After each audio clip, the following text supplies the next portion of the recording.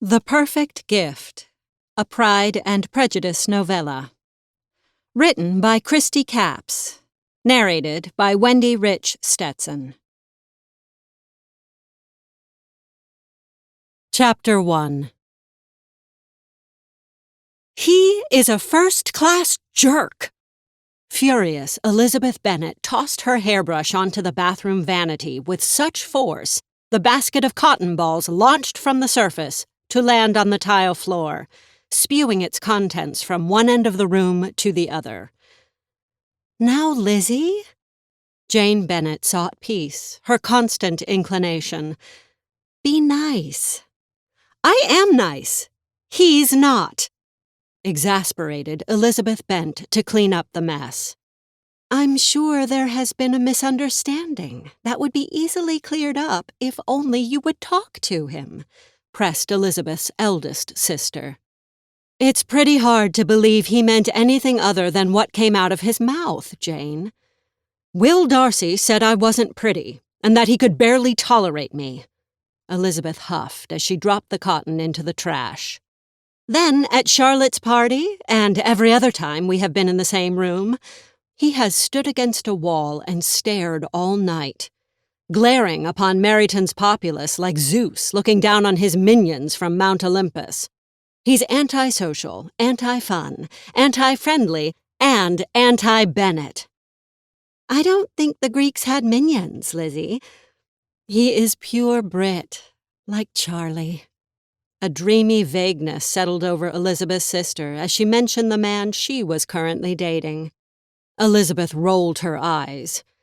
"My point is, Jane Marie Bennet, if you would come back to earth for a minute." Waiting until Jane's eyes regained focus, Elizabeth continued. "Will Darcy hates me. So why would he say he needed to speak with me? Me." She poked her chest. "It makes no sense." "Elizabeth Rose Bennet, he most certainly does not hate you. In fact, if you ask my opinion—" "Which I did not." Elizabeth retrieved her brush and began pulling it through her long, gold-highlighted auburn curls, no longer looking at Jane. "No, you did not. However, pulling rank, I urge you to rethink your position." Jane, the epitome of calmness and reason, stepped behind her sister and pulled the brush from her hand. "Charlie, the most amiable man of my acquaintance, would not have as his closest friend someone who was awful." "Charlie Bingley's sister is pure evil," Elizabeth immediately insisted, validating her position. "Caroline is a little challenging, but we choose our friends, not our relatives." "You get my meaning." Elizabeth turned to look her sister in the eye. "I agree that Charlie is wonderfully brilliant. After all, he likes you." The mental image of the couple brought a smile to her face. Both were tall, slender, with fair hair, blue eyes, and perpetual smiles displaying perfectly straight, white teeth. They could be an advertisement for the joy of young adulthood and aesthetic dentistry. Glancing back at the mirror, Elizabeth noted her hair was temporarily tamed, and none of the green salad she had just eaten was lodged between her own straight teeth. She was ready to face the dragon. An hour earlier, Darcy had sent a text asking to speak with her privately. In the 6 weeks since the Bingley siblings and their friend had settled in the coastal community of Meryton, the attraction between Charlie and Jane had thrust Darcy and Elizabeth into each other's company fairly regularly. Certainly Darcy and Elizabeth had their share of the conversation on these occasions, which typically started well, only to rapidly skid into an argument or a fiery debate. They were both possessed of strong personalities, with no inclination to budge, at least with one another. "Be nice, Lizzie. That's all I ask." Jane gave her the stink eye before walking from the room. Of course, Jane's worst mean expression still looked lovely. Elizabeth pondered the situation as she quickly gathered her hair into a messy bun. At first glance, Will Darcy's looks had left her tongue-tied and slightly overheated. Well over 6 feet tall, his broad shoulders, slim hips, and strong arms bespoke hours of athletic activity, while his dark, wavy hair touching his collar softened a chiseled jaw. However, it was his eyes that captured her own. They were a deep, dark blue, framed by heavy black lashes. Stunning. She had pretended to ignore him, as she sat at the end of one of the long tables in the restaurant after they walked inside.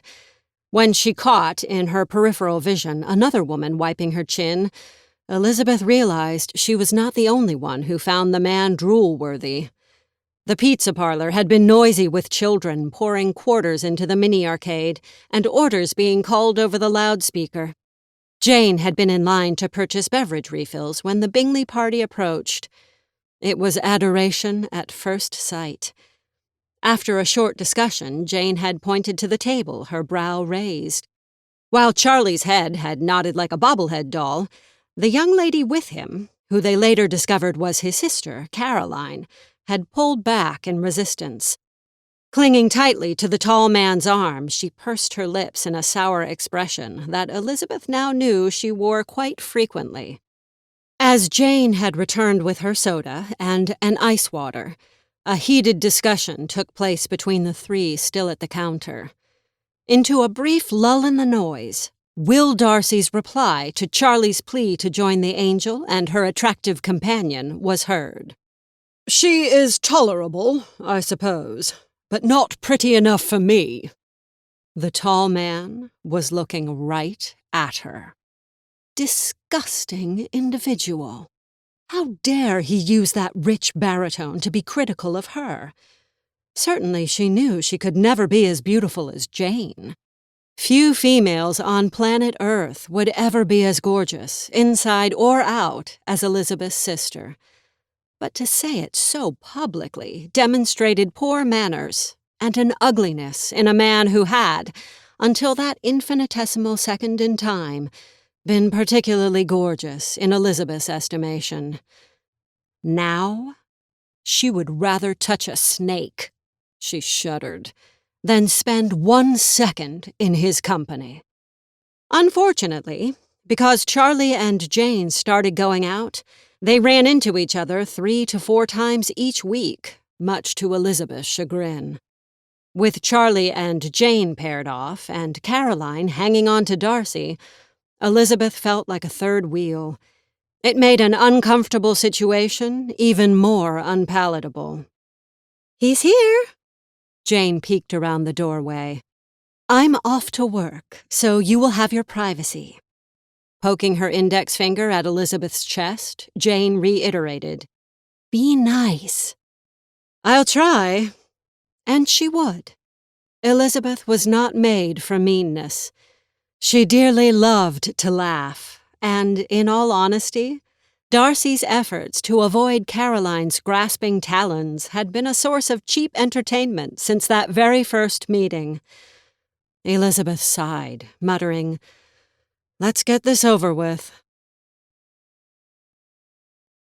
Darcy cleared his throat for the 3rd time. Elizabeth took pity on him, finally, and poured him a glass of cool water. Setting it on the table, she reseated herself across from him. He was wearing his nervousness like the T-shirt that fit snugly over his... Elizabeth cleared her throat. "You wanted to talk to me?" "Okay, talk."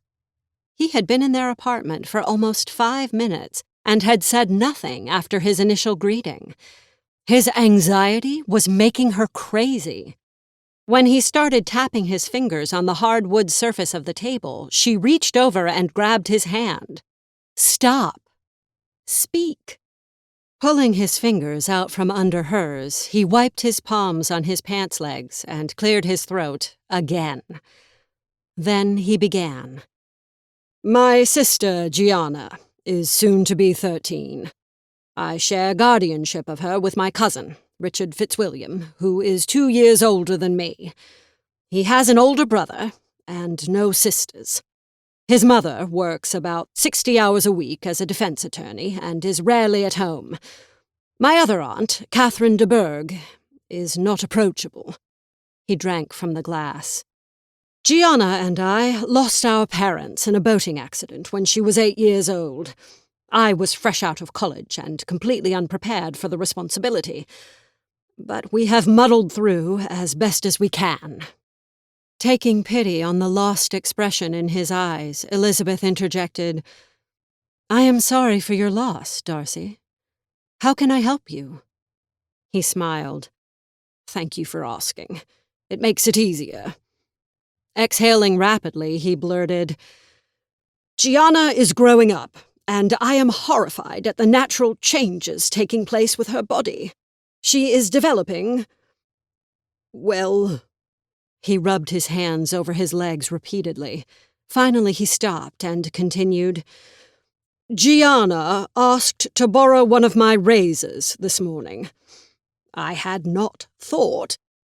Well, I did not want to think of what this transition into a young lady would entail for a single brother who is ill-equipped to guide her through this period." Ah. Elizabeth automatically knew what he was up against. She had 3 younger sisters who had gone through puberty. "Speaking of periods..." "Yes, well, that is a problem, you see. What if she should need something from the store? I would do anything for her, sacrifice for her, and give her my all. I love her more than I have words for, yet the idea of going to a market and walking down that particular aisle is..." He gulped. "Daunting, to say the least." Elizabeth's instinct was to chuckle at his discomfort. No, it was much more than that. Over the 7 years since she had need of those products, she had spied men who appeared frozen in abject terror while perusing the products offered in that particular section of a supermarket. "I realize, too, that she will need additional undergarments and clothing appropriate for this growth. Like other girls her age, makeup and other..." He threw up his hands. "Oh, I don't know. Girl stuff, I guess. I have no clue what she will want or need, what will be necessary and what she will desire. But you, Elizabeth, you are already..." His hand moved the length of her from the tabletop to the tip of her head. "You are grown, and you have enough sisters to know what she needs and wants. Will you help me? Please?" For the first time in 6 weeks, Elizabeth looked at him with a combination of pity and compassion. Imagining them orphaned at such a young age was heartbreaking. Imagining him trudging down the aisle with an ignorant preteen in tow while she struggled with these changes made her feel his agony in her own heart. However, the idea of building a relationship with a Darcy, enough to share personal information with Gianna, was slightly undesirable. What if she was like her brother, arrogant and prideful, disdainful of poor souls who hadn't attended an Ivy League school or been educated abroad? "What about Caroline Bingley?" Elizabeth offered. "She, too, has been through adolescence, and you are on much friendlier terms with her than with me. Undoubtedly she knows your sister already. Why not ask her?" "No." Darcy didn't pause before replying.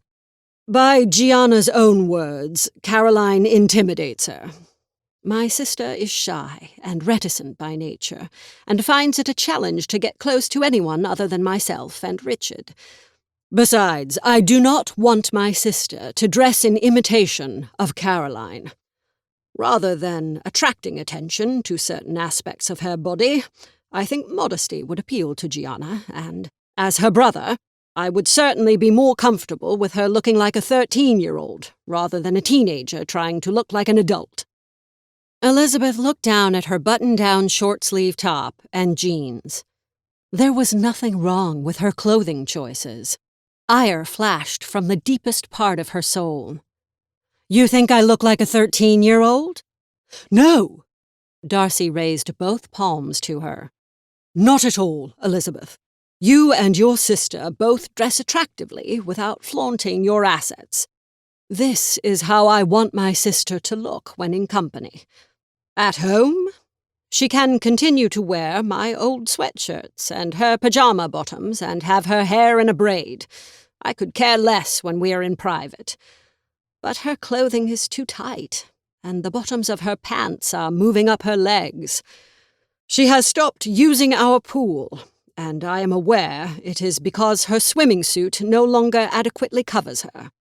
School will be starting in 6 weeks, and I see her anxiety growing as that day looms closer. Okay. To be clear, you are tasking me with befriending your sister so she is comfortable enough with me to go shopping for the most personal items known to womankind. Am I correct? Yes. His hands were flat on the table, his shoulders slightly slumped, with a pleading look in his eyes. It softened them, and her decision was made. Fine. I'll do it. Elizabeth had done much the same with Mary and Kitty, her younger sisters. The last-born, Lydia, had tagged along, so she was fully prepared by the time puberty hit. With Jane's help, even if the sister was like the brother, this couldn't be much of a task. No sooner were the words out of her mouth, his phone chimed, indicating an incoming text. It's from Gianna. His face paled as he looked at his screen. He swallowed. Oh, Lord. It started. She's in the restroom, and... Bounding from her seat, Elizabeth ran to her bathroom and grabbed the bag underneath the sink. When she returned to her living room, he was standing, the phone in his hand at his side. What do I do? Don't worry, Darcy. Elizabeth grabbed her purse with the same hand carrying her bag and gestured him out the door with her other. Locking the door behind them, she headed to the passenger seat of his car. Give me your phone, and I'll text her that we are on our way. Snapping her seatbelt, Elizabeth looked at the man trying to put the keys into the ignition with minimal success. Placing her hand on his arm, she calmed him. We have this. She will be well. After a few attempts with words of thanks, they sped off to rescue the damsel in distress. Chapter 2. After Darcy had shown her to the private bath in his suite, he hovered beside the doorway while Elizabeth knocked. Go away, Elizabeth hissed, so only he could hear. Turning back to the door, she spoke to the wooden panel. I am Elizabeth Bennet, a friend, here to help. May I come in? It took less than 3 seconds before the door cracked open. Gianna Darcy was as unlike her brother as Elizabeth was to Jane.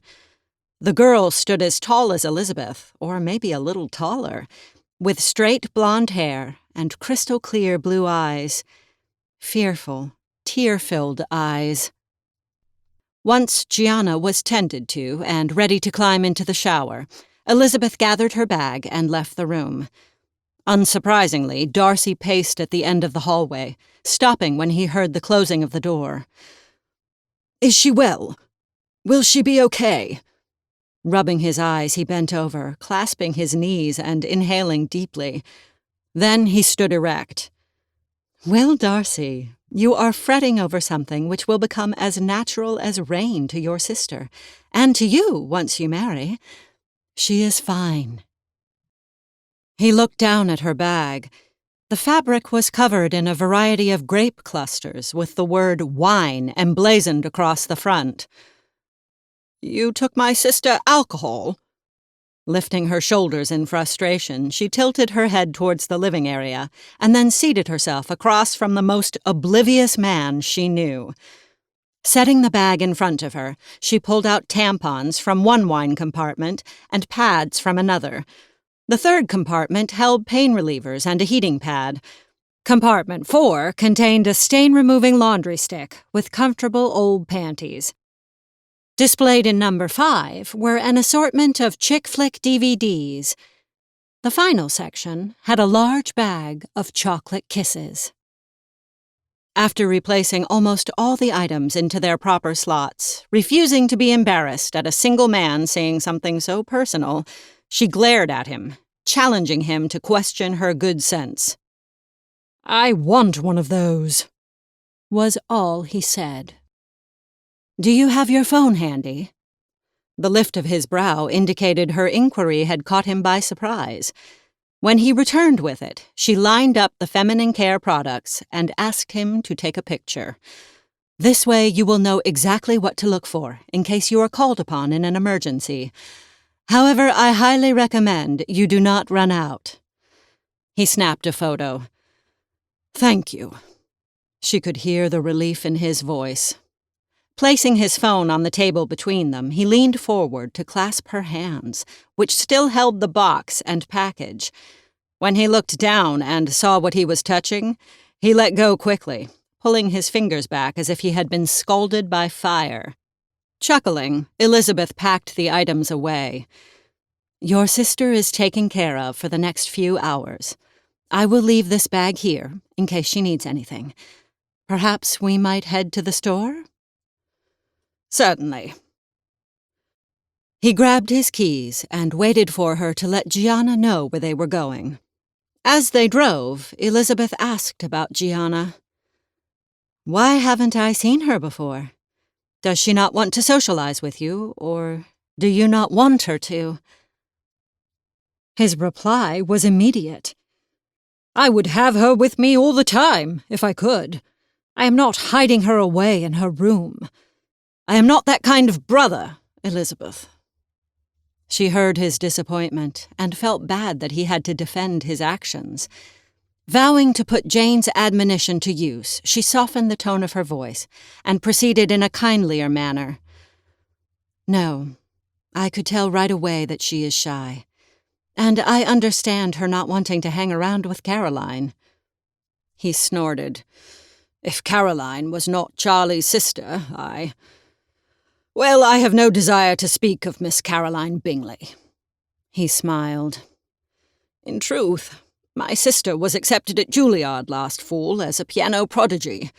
Her spring term ended in May, and she wanted to spend the following 6 weeks enjoying a private tutoring session with one of the instructors, who will be leaving at summer's end. Gianna arrived 2 days ago." "Then you do not spend much time together?" Just the thought made Elizabeth sad. She couldn't imagine being separated from Jane at that early an age, although she would have loved to have been absent from the constant bickering between her parents and the demands made by the youngest Bennet siblings. Moving out as soon as she could after graduating high school had been a blessing, although she and Jane often made the 20-mile trek home. "No, we spend as much time together as possible. We share our home in New York City, so I see her every day. Currently, it is undergoing a complete renovation to update the electrical system and the plumbing. That is why I came with Charlie, and Gianna is here now. She stayed at the home of her professor while I was in Meryton. Is there anything else you would like to know?" She caught his expression from the corner of her eye. When Elizabeth realized the edge of his mouth was lifted, she felt free to tease. "I do hope your being away from work will not break the bank with all you will be buying for your sister." "Like you, I work from home, Elizabeth." He tapped his fingers on the steering wheel as he kept his eyes on the road.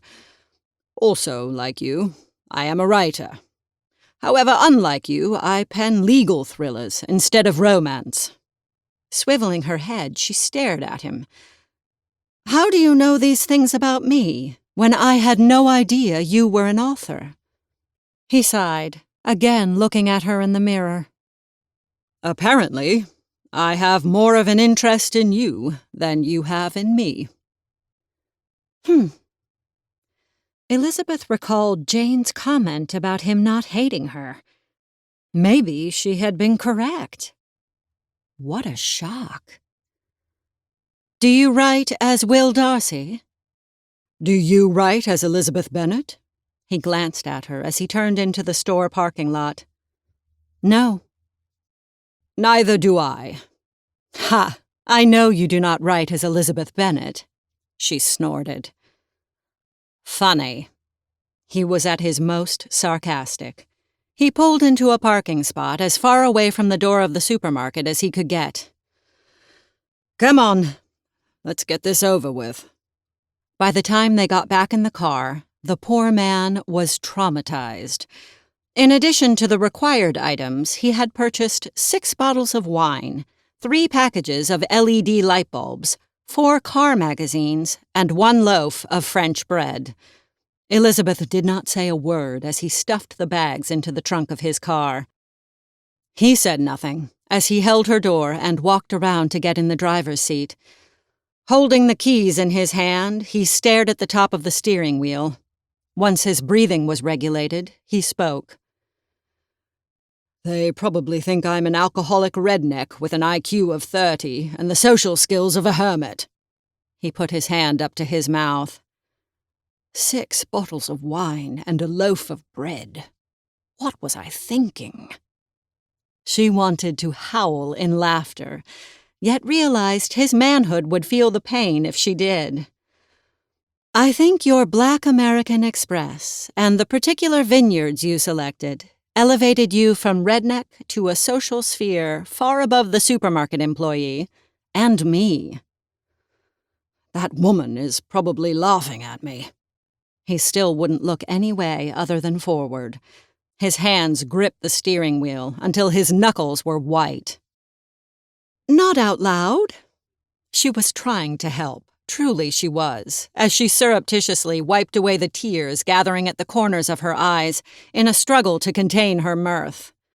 I will have to find somewhere else to shop. I will never go back there. Ever. She could no longer help herself. Peals of laughter rang out as she clutched her stomach. Seconds later, he joined her. It was a beautiful sound, refreshing, healing. I will have to get used to this, won't I? He dropped his chin to his chest in resignation, covering his eyes with his palms. Yes, Mr. Darcy.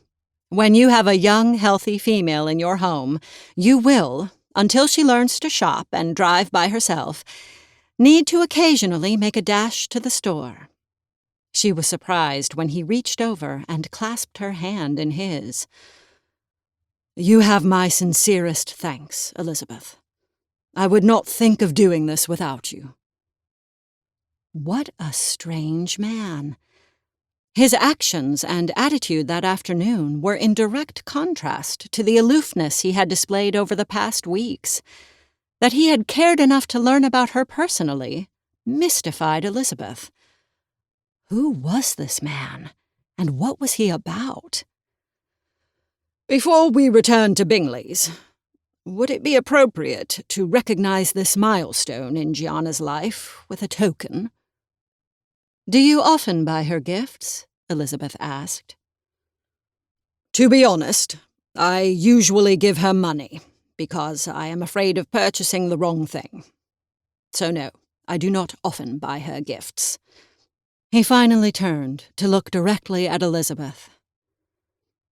I am not a good brother, am I?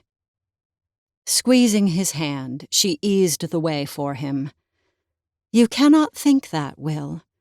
The simple fact that you thought to gift your sister with something to make this day special for her is amazing and, I would imagine, very rare. Let's get her flowers, something she can press together inside a journal or diary if she keeps one. She does. His relief was palpable. Elizabeth was surprised at how good it made her feel.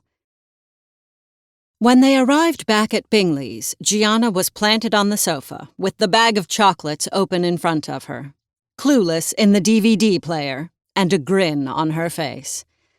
Tilting her head towards the screen, Elizabeth asked, You like? Gianna giggled. I can't believe Cher sent herself flowers to make a boy jealous, and the way she drives her Jeep is hilarious. I plan to drive just like her when I'm old enough to get my license. Elizabeth snorted. She didn't have a license." "I know." Gianna's eyes popped open as she looked behind Elizabeth. "Flowers? For me?" At her brother's nod, she jumped up and rushed at him like a linebacker in a championship football game. Ignoring his outstretched hand with the dozen carefully arranged white roses, she hugged him around his middle and squeezed tightly. Elizabeth took the bouquet from him for damage control. When Darcy wrapped his long arms around his sister, a misty film covered his eyes. "You will forever be my girl, G. Even when you grow up, all the way up, you will be my little girl." "Oh, Will." Gianna pulled back and looked at her brother's face. "You don't mind? Truly?" Softly he scoffed as he gave her earlobe a tug. "I will confess that this is hard on me. Your reaching this milestone forces me to admit you are becoming a young lady. It was hard enough when you stopped letting me put your hair in twin pigtails, G. I fear you will rush headlong until your independence takes you away from me much sooner than I would like." She patted his chest. Elizabeth felt like a voyeur, peeking in on the most intimate exchange between the brother and sister. "I promise I will not desire any other kisses except these chocolate ones for many years to come," Gianna teased.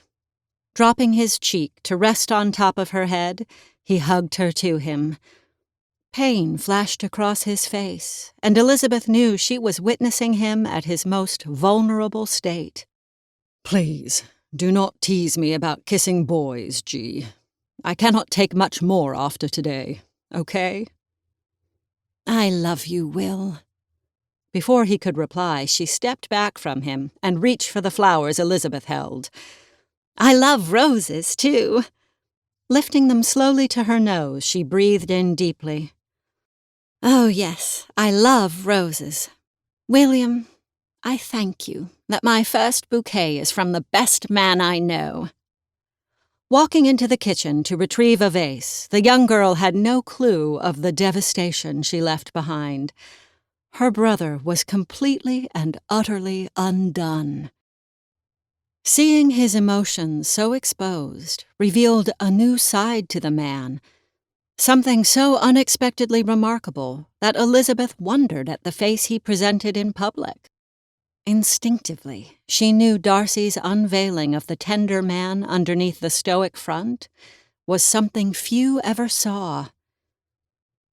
What caused him to surround himself with an impenetrable shield which allowed few people close to him? Had Caroline Bingley been privy to the man behind the mask? Why was he allowing Elizabeth to see him this way? She shook her head and busied herself placing the purchased items in Gianna's new personal bag. As Darcy was unloading his sacks, Charles and Caroline returned home. He took one look at the items on the counter and inquired, "Do we need light bulbs?" Elizabeth didn't even snicker, though she wanted to. When Gianna returned, she set the vase on the coffee table in front of her. Elizabeth sat next to her. Caroline Bingley flipped her hair back, looked at the screen, and said, "Oh, I adore this movie. I am so shy in real life." Elizabeth figured this was an accurate evaluation of Caroline's personality in one sentence. The struggle to hold in her laughter was real. Chapter 3. By the time Darcy returned Elizabeth to her apartment, arrangements had been made to meet in 3 days for a shopping excursion to buy undergarments and clothing to fit a developing girl. Elizabeth had noted the worn sports bra Gianna had been wearing. It had little elastic left and revealed far more than it covered. The girl definitely needed new clothes. Elizabeth was pleased when Jane agreed to accompany them to the mall. When they arrived at Bingley's home, Darcy was standing next to his sister, and, at first, Elizabeth feared he planned on going with them. However, he pulled her aside to place a well-stuffed envelope in her hands. Money. Lots of money. She needs everything from head to toe, for summer and the upcoming seasons.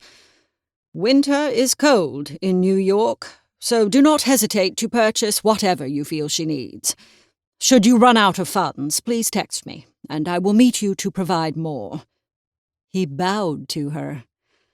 I am in your debt. The corner of her mouth lifted. Darcy, we will determine her current size and purchase what is needed right away. The rest can be obtained online if you would like. No, I think she would be more comfortable with you to guide her. Tilting her head, she looked at him closely. Are you now settled with this change in your sister? I am resolved. He shrugged his shoulders at his admission. Then he looked directly at her. Stepping so close, she could smell his aftershave. It was delicious. I would ask a favor, if I might. Certainly. Her innate curiosity, or the foggy haze of pheromones blooming where they should not have been, moved her to readily agree. This was Will Darcy, the most arrogant man on earth, for heaven's sake. Should she see something, other than clothing, that sparks her interest, would you make note of it, please? As mentioned before, I struggle with knowing what to get her. I would like to mark that special move into her teens with something she will cherish for years to come. Of course I will. Blinking rapidly, she looked away. We are ready, Lizzie. Jane and Gianna were standing by the front door. Are you? I am. Let's go shopping. Waving the envelope at Darcy, she stuck her arm through Gianna's and walked her out the door. 6 hours later, 3 exhausted and smiling females returned to the Bingley home. Their arms were loaded down with brightly colored bags filled with lovely items Gianna couldn't wait to remove from their tissue to place carefully in her closet. Both Darcy and Charlie offered to help carry their burdens, but none of the ladies relented. They were their treasures to bear. Shopping?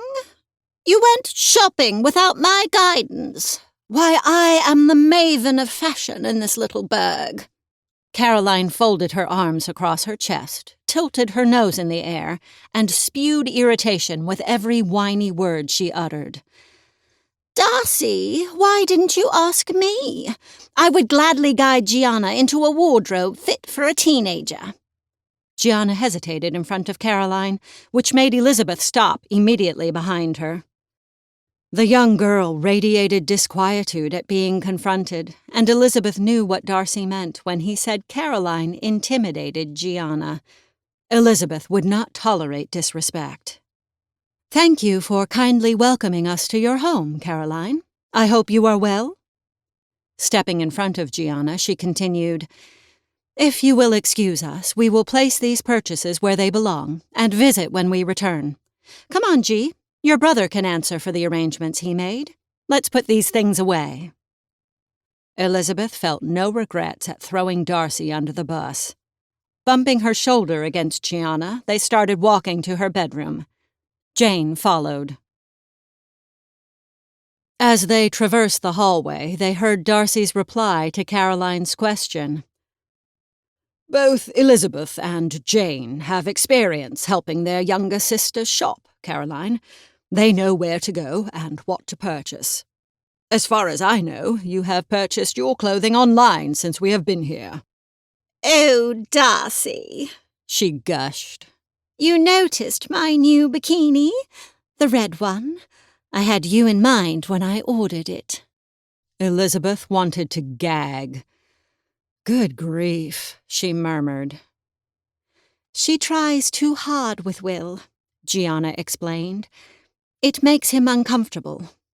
While Elizabeth wouldn't have minded hearing more, Jane had an aversion to speaking ill of anyone. Then what lesson do you learn from this that you can use when you find someone you are attracted to? Years from now, Many, many years from now, Elizabeth inserted to Gianna's chuckle. Never mind. Let's talk about something important, like which outfit you will wear first. Any preferences? Before the girl could answer, Darcy approached. Gee, one moment. Would you show me your purchases? At that, all three girls turned, Gianna with her eyes bugged out, Jane with her shoulders shrugged, and Elizabeth wearing a snarky grin.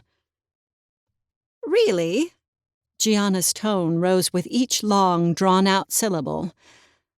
You want to see everything in the bags? Well, not the intimate items, of course. A lovely red hue crept up his neck to settle on his cheeks. As the bags were unpacked and the tissue unwrapped, three female voices exclaimed with pleasure as each item was exposed. They had been in and out of so many different stores that it had been difficult to keep track of all the purchases. So Elizabeth paid no attention when Jane uncovered a pair of shiny black men's boxers, adorned with bright yellow minions, with a variety of obnoxious expressions on their faces. It had been an impulse purchase Elizabeth couldn't resist after recalling her comment to Jane about Darcy's excessive pride. Plus, they were on sale. Stymied, Darcy looked to his sister, his brow raised. You bought me boxers? Lizzie did, blurted Gianna. And she said the funniest thing when she took them from the rack. Gianna, Elizabeth hissed, feeling her face flame. Exactly what did she say? Darcy looked between both ladies, a smirk softening his mouth as his color returned to normal. Gianna Darcy, no! Elizabeth's plea fell on deaf ears as chortles of pure glee burst from both Gianna and Jane. She said, the girl wiped her eyes with the tail of her shirt. She said, you never know when your brother needs a few minions to hang out with, whether he wants them or not. Shaking her head, Elizabeth grabbed the underwear out of Jane's hands and thrust them at Darcy's chest. She refused to look at him to gauge his reaction, but had no doubt he was stunned at her doing something so shockingly forward. It was funny at the time, she muttered. I imagine so, was his immediate reply. Oh, look! Gianna held up an adorable white push-up bra with pink polka dots and matching bikini panties. Aren't these absolutely perfect? The color bled from her brother's face as he spun around, putting his hand over his eyes and his back to his sister. Gianna. Do men faint? Elizabeth mused aloud to no one in particular. Men do not faint. She could hear his sneer. Then what do you call it when they lose consciousness? He had to have known they were smiling behind his back. While Elizabeth's eyes rested on the breadth of his shoulders, he truly was an attractive man. The back of his neck flushed a dark red, and the tops of his ears turned almost purple. He would survive the shock. We pass out. Chuckle, snort, eye roll. Brother, you can turn around now. Gianna had gathered a pink tank top, a white and pink striped short-sleeve button-down trimmed in white eyelet lace, some khaki capris, and a pair of hot pink canvas loafers, and walked towards the adjoining bath. Is it safe? Darcy looked back and peeked between his fingers. His sister bumped his arm on her way by as her answer. Jane stopped Gianna before she closed the door. Do you want me to do your hair? Gianna squealed in delight as both she and Jane went into the bathroom, leaving Darcy and Elizabeth alone with a pile of clothing heaped on the bed, a pair of boxers in his hand, and discarded shopping bags littering the floor. She is happy, isn't she? Darcy scooted the pile to one side and sat on the end of the bed. His hands were clasped between his knees after dropping the minions into one of the small bags. He studied his fingers as if all the secrets of the universe could be found on their surface. "I want her to be happy, Elizabeth." "I know you do." Surprisingly, she recognized that his heart was in the right place with his sister. She was glad of it. Her father, whom she loved dearly, was an indifferent parent. Thinking back, Elizabeth couldn't remember the last time he had shown an interest in promoting joy or contentment in any one of his 5 daughters. Not even herself, despite him claiming she was his favorite. But this man, this socially clumsy oaf who offended almost everyone he had been in contact with in Meryton, left no doubt that he adored young Gianna Darcy. What would he do for his wife? Her mind froze. Where on earth had that come from? He still hadn't looked up when he continued speaking. "Although I am certain you often wish the behavior of your mother and younger sisters could be moderated, you are fortunate to have a large family who are present in your life. When I marry, I hope to have enough children to fill my home." Elizabeth Rose Bennet stopped listening at "wish the behavior of my mother and younger sisters." Who was he to sit as judge and jury over her family? The jerk! She moved until she stood directly in front of him, where her legs and feet invaded his personal space. He finally looked up. Elizabeth knew what he saw. Steam pouring from her nostrils as they flared in anger, eyes shooting flames, and a mouth poised to blast him past Pluto.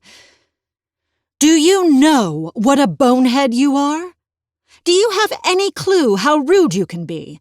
Listen to yourself." Throwing up her hands, she slapped them down on the sides of her thighs. Then she bent towards him so her face was inches from his. Her temper sizzled, then imploded, causing her to step back and wisely retreat to the door.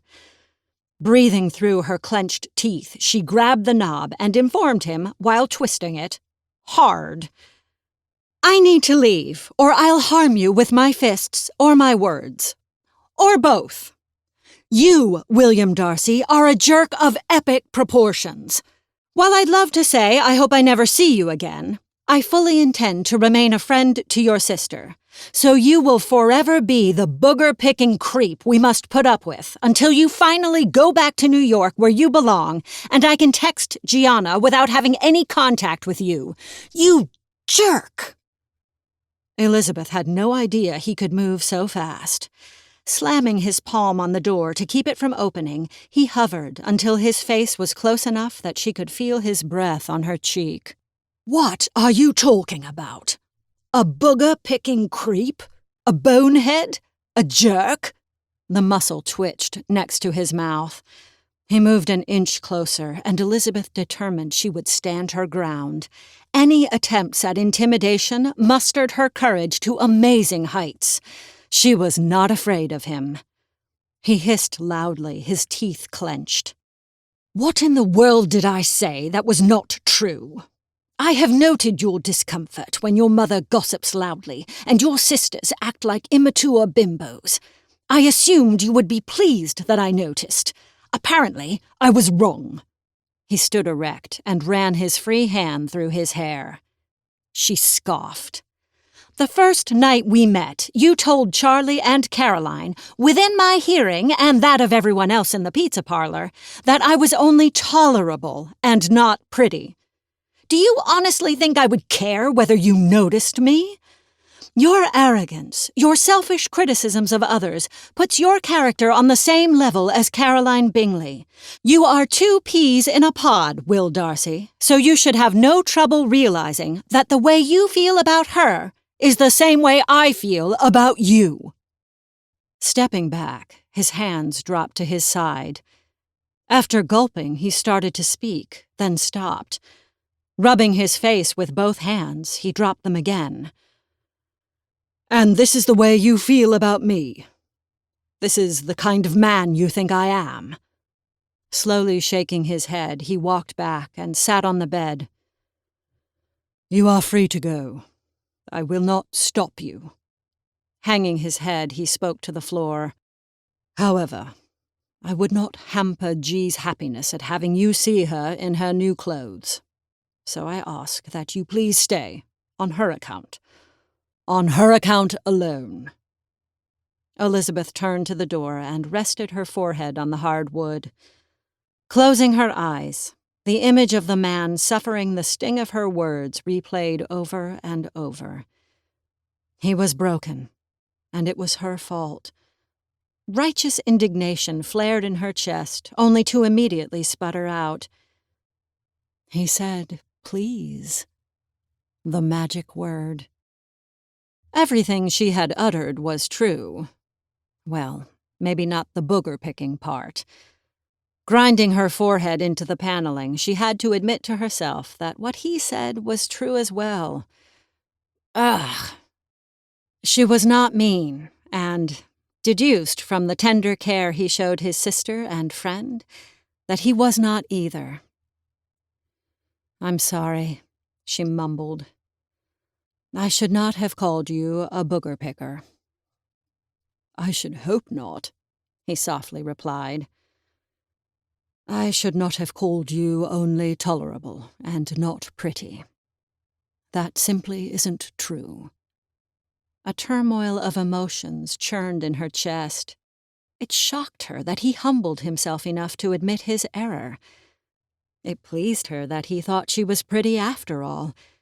She didn't know what to think, and suspected he felt the same. Ta-da! Gianna burst from the bathroom door, followed by Jane. "Don't you just love my new clothes?" While she was spinning, with her arms flung out to the sides, Elizabeth moved back over to the bed. Sitting next to Darcy, she patted his fist with her hand where it rested on his knee. "She is the most tolerable girl on the planet Earth, don't you think?" His smile started small, then quickly grew. "I do believe so." He grew serious. "I am sorry, Elizabeth. I can be an intolerable bore when I'm missing my sister and trying to avoid Caroline at the same time. I should not have spoken my thoughts on your family, as I would hope you do not judge my Gianna by my foolish words. I should not judge you based on the conduct of your siblings." Flipping his hand, his palm rested against hers. Gently squeezing her fingers, he exhaled forcefully. Leaning towards her, he whispered, "What do we do now?" Elizabeth knew he was talking about the two of them and the discord they had suffered through moments prior. However, she would do nothing to take away from the delight of Gianna's day. Leaning so close she bumped her shoulder to his, she whispered back, "Pierced ears." Chapter 4. During the following days, texts bounced back and forth between Darcy's phone and Elizabeth's. Gianna had him take a photograph and send it each time she changed her clothes, which had to be several times a day, as Elizabeth had 14 new JPEG files saved to her iPad. Both Elizabeth and Jane knew the value of purchasing interchangeable fashion pieces to stretch a wardrobe. What to them had long been a necessity was a wonderfully exciting game to Miss Gianna Darcy. They couldn't be happier for her. On the fourth day, when Elizabeth's phone rang, she recognized the number. It was the first time Darcy had called. "Hello?" Elizabeth had not seen or spoken to him since the altercation in Gianna's bedroom. She could not help but be hesitant after their parting. "Elizabeth, hi. This is Will." She heard him swallow and realized he was as tentative as she was. "Now that the excitement of your last shopping expedition has slightly waned, Would you be willing to return to the mall with Gianna and me to get her ears done?" "Are you certain you don't want this to be a brother and sister experience?" She had to ask, not wanting to get in the way of their bonding. His reply was instantaneous. "Not at all. My sister doesn't think she can select the proper earrings without your input, and I need your presence for moral support. I mean, what if she faints at the sight of blood? In actual fact, she doesn't have a problem with a little of the red stuff, but, well, I..." Not wanting to embarrass him when she discerned the direction he was heading, she inserted, "Yes, I'll go." His relief was unmistakable. Arrangements were made so that 2 hours later the three of them walked into the jewelry store together. Forms were signed and a starter kit chosen. When Gianna, Darcy, and Elizabeth all approved the positioning of the piercing, Darcy and Elizabeth stepped back to watch it done. Gianna was almost bouncing in the seat. "This is going to hurt her," Darcy spoke to himself. His skin was pasty white. When Elizabeth took his hand in hers, his palms were sweaty. She leaned into his shoulder. "You don't need to watch, you know. In fact, why don't you take this opportunity to choose a pair of smallish pink earrings G can wear later? She will cherish them forever if you do, but be quick about it." She shooed him off. "This won't take long." That was encouragement enough. Within a split second he was off, appreciatively walking away, to look at a display as far away from the piercing area as possible without being outside the store. The poor man. Each of the little details she was learning about Will Darcy intrigued her. When stacked against her initial impression of his egomaniac attitude, Elizabeth had to admit he wasn't nearly as vain and prideful as she had once thought him to be. He had faults, but so did she. Gianna's squeal brought her attention back to the task at hand.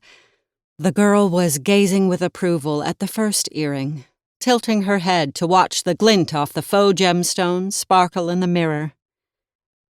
"It looks like a real diamond, doesn't it?" Gianna asked no one in particular, her tone hushed, in complete awe of her new personal decor. "Do you like the silver, Lizzie? Or should I have chosen the gold?" She moved her head once more. Before Elizabeth answered, she added, "No, I like the silver better. It's like a tiny piece of mirror on my ear." Elizabeth nodded, then went to where Darcy was holding 2 pairs of earrings, one in each hand. When he held them up for her to choose, she pointed to the ones in his right hand. Placing the other pair back on the rack, she again put her hand in his, pulling him back to his sister. Elizabeth whispered, "Look at her joy, not her ears. You are doing a wonderful thing for her, Will." He smiled, tilting his face towards where she had leaned in so only he could hear. Their faces were scant inches apart. When his eyes moved from hers to her lips, her breathing stopped. Involuntarily, her gaze dropped to his lips, which suddenly parted, and a shiver of anticipation. "Squee! They are gorgeous, Lizzie. Will, look at my earrings. They really are gorgeous. Look!" Jumping back, as if they had inappropriately acted on their inclinations, Elizabeth shook her head. What had almost happened here? Was she crazy? Will Darcy? Really? She wanted to kiss him? No, that wasn't it. She had wanted him to kiss her. She sighed and redirected her attention to Gianna. She didn't even want to look at him. She did anyway. He wore his embarrassment at almost giving in to temptation well. Gripping her hand tightly, Darcy forged ahead to where his sister twisted her head back and forth as the world passed by her while she gaped at herself in the mirror. His respirations were uneven, and he didn't speak when they got close to the piercing station. Grabbing a pack of hair ties from within arm's reach of the chair, Elizabeth moved behind Gianna and began to French braid her tresses to keep them away from her tender wounds. "Oh, thank you, Lizzie. The better to see them, with my hair pulled back."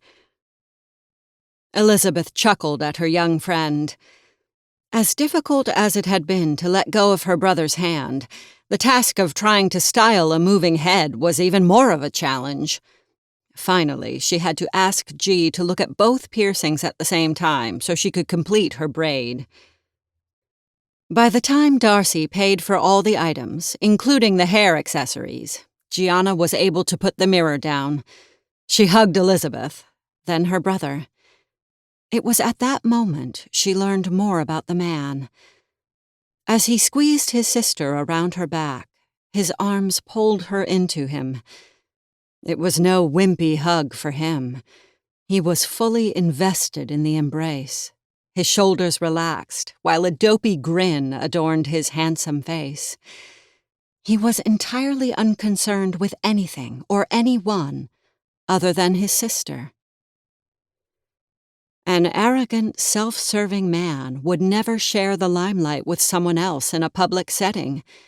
Yet Will Darcy seemed to care only about his sibling. How refreshing. "We need ice cream, and a movie where everyone can see my new jewelry," Gianna started chattering before stepping away from Darcy. "In the dark? Sweetheart, your earrings sparkle, but I don't think anyone can see them in the dark," her brother reasoned. "Then let's go roller skating, or, I don't know." She desperately looked at Elizabeth. "Where can we go?"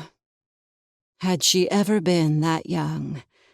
Elizabeth smiled at her friend. In her vision, she caught Darcy mouthing, "No roller skating," with one hand moving back and forth at his throat. Okay, no roller skating. Meryton's main hangout is the arcade at the pizza parlor. Will that work for you? It's late enough in the afternoon that families should be gathered for supper. Wondering if Darcy recalled their place of meeting, she caught his steady gaze. Yes, he had. Promising ice cream later, they arrived at the restaurant to find the parking lot filled with family automobiles. Before Darcy could bring his car to a stop, Gianna had her seatbelt off, and she had scooted to the center to check her ears in the rearview mirror. Elizabeth suddenly felt every one of her 20 years. Once inside, shyness appeared to settle on Gianna's shoulders like a 50-pound weight, stopping her from putting one foot in front of the other. When the pizza and drinks were ordered, she stared at the arcade area like Darcy used to stare at the people of Meryton. It was then that Elizabeth finally understood what was happening. Darcy had not been looking down at them for being inferior to him. He had wanted to join in, and hadn't a clue how to go about it. A sharp pain surged through her chest at the thought. She needed to take action. "Come on. I've got a pile of quarters at the bottom of my purse. Let's dig them out and play while we wait." Elizabeth set her bag on the table and proceeded to rummage. Pulling out a handful of change, she quipped, "My own Fort Knox." "Your purse must weigh a ton," Darcy observed as the number of coins continued to grow each time she foraged. Gianna separated the quarters into their own pile. By the time Elizabeth was done, there was enough to feed a dozen machines, certainly enough to pass the time until their food was ready. Scooping the money outside the quarter pile back into her purse, they moved towards the arcade. Darcy chuckled when his sister chose the car racing machine first. "I haven't played one of these in a decade or more," he mused. "Then show us how it's done, old man," Elizabeth teased as she plunked in a few quarters. "He's so ancient they should provide a seatbelt," Gianna added, surprising her brother with her wit. You ladies just watch me. With confidence, Darcy gripped the steering wheel and hit the gas. Within the amount of time it took to inhale, he had hit the wall. Persistently, he started again. Again, he crashed. By the fourth time, he pulled his hands back in surrender. Darcy, 0. The arcade game, 4. He took the loss like a man, whereas Elizabeth admitted that personally she would have spent every cent of her change until she could make it around the track at least once. Of course, that wouldn't have been fair to the others. Do you want to try? He looked at Gianna. I have confidence that these games are for young people, not someone ancient like me. She wasn't convinced. Elizabeth felt a presence at her side. At the same time, she saw Gianna's eyes grow round and her mouth drop open. Glancing next to her, she found a tall, shaggy-haired teenage boy with light brown hair and dark eyes, wearing a t-shirt and jeans, surveying the three of them. I could show you how it's done, if you want. His voice was deep until it shot to a soprano about halfway through his sentence. "Thank you. That would be terrific," said Elizabeth. "I would appreciate it," said Darcy, who stuck his hand out for a manly shake. Gianna's vocal switch had, apparently, been flipped to mute. Before drool dripped from her mouth and down her chin, Elizabeth bumped into Gianna to help the young girl regain her composure. Elizabeth pondered. Had she ever been that young? Absolutely. She had had a crush on one of Jane's boyfriends her first year in high school. Her school binder had Elizabeth and Patrick tucked inside a variety of hearts, with Patrick and Elizabeth Peters scribbled in all the spare spaces. Patrick Peters ended up being a major doofus, so she had to throw the binder in the neighbor's trash so Jane wouldn't find it. Puppy love. When the young man aced the game, Gianna took a turn. He stayed close, so Gianna crashed even faster than her brother had. Repeatedly. Elizabeth appreciated the boy's patience, while Darcy, seeing his sister's attention captivated by a male other than himself, crossed his arms over his chest and frowned, as if he was meditating on whether or not he could pound the teen into the pavement without too much trouble. His He-Man mode was as stoic as he had appeared the last time they were in the restaurant. Elizabeth didn't know whether to laugh at him or punch him. She did neither. "Thank you for letting me play." The young man was polite. He stepped aside and looked at where Darcy stood as still as a sentinel. "Thank you for—" Gianna, her eyes as big as Faline on the old Disney Bambi cartoon, batted her long lashes slowly, never quite able to finish her thought. Elizabeth extended her hand for him to shake. "We need to thank you for helping us get at least a few minutes of playtime for our quarters." His grip was firm, and she appreciated it. "I am Elizabeth Bennet, and this is Will Darcy and his sister Gianna. And you are?" She saw Gianna lean forward so as not to miss his reply. "My name is Zach Kaiser." His eyes flickered to Gianna. "Are you from here?" "No," Darcy bluntly answered. "We live in New York City, and we'll be returning there soon." "I live here, Zach. It has been a pleasure to meet you. Maybe we will run into you again sometime." Elizabeth sought to keep the peace with the young man as she glared at Darcy. She remembered the feelings of hope at almost 13. "Do you text?" Zach shook his head. "I made an agreement with my parents when I got my phone, that if I don't add the numbers of single girls to my contact list until I am old enough to date responsibly, I get certain privileges that are kept between them and me, so no, I don't text." Darcy's posture relaxed as Gianna pouted her disappointment. "Good for you. And your parents, Zach. I'm sure it is worth being strict with yourself. Maybe we will run into you with your parents sometime. Again, thanks for your help. Elizabeth had manners, too. You bet. And he was gone. What a nice young man. Darcy spoke to himself. I think I should adopt him. Gianna punched him in the arm while Elizabeth harumphed. You weren't feeling the love before he laid down his parents' rules, Will Darcy, Elizabeth taunted, laughing as she did so. I saw you with your arms crossed and a scowl on your face. Big Bad Brother was protecting his little lamb sister from the cute boy.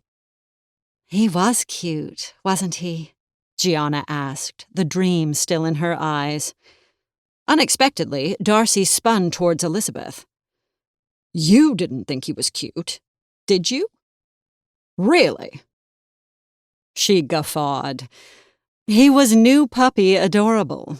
He was the first taste of chocolate, first sip of wine yummy.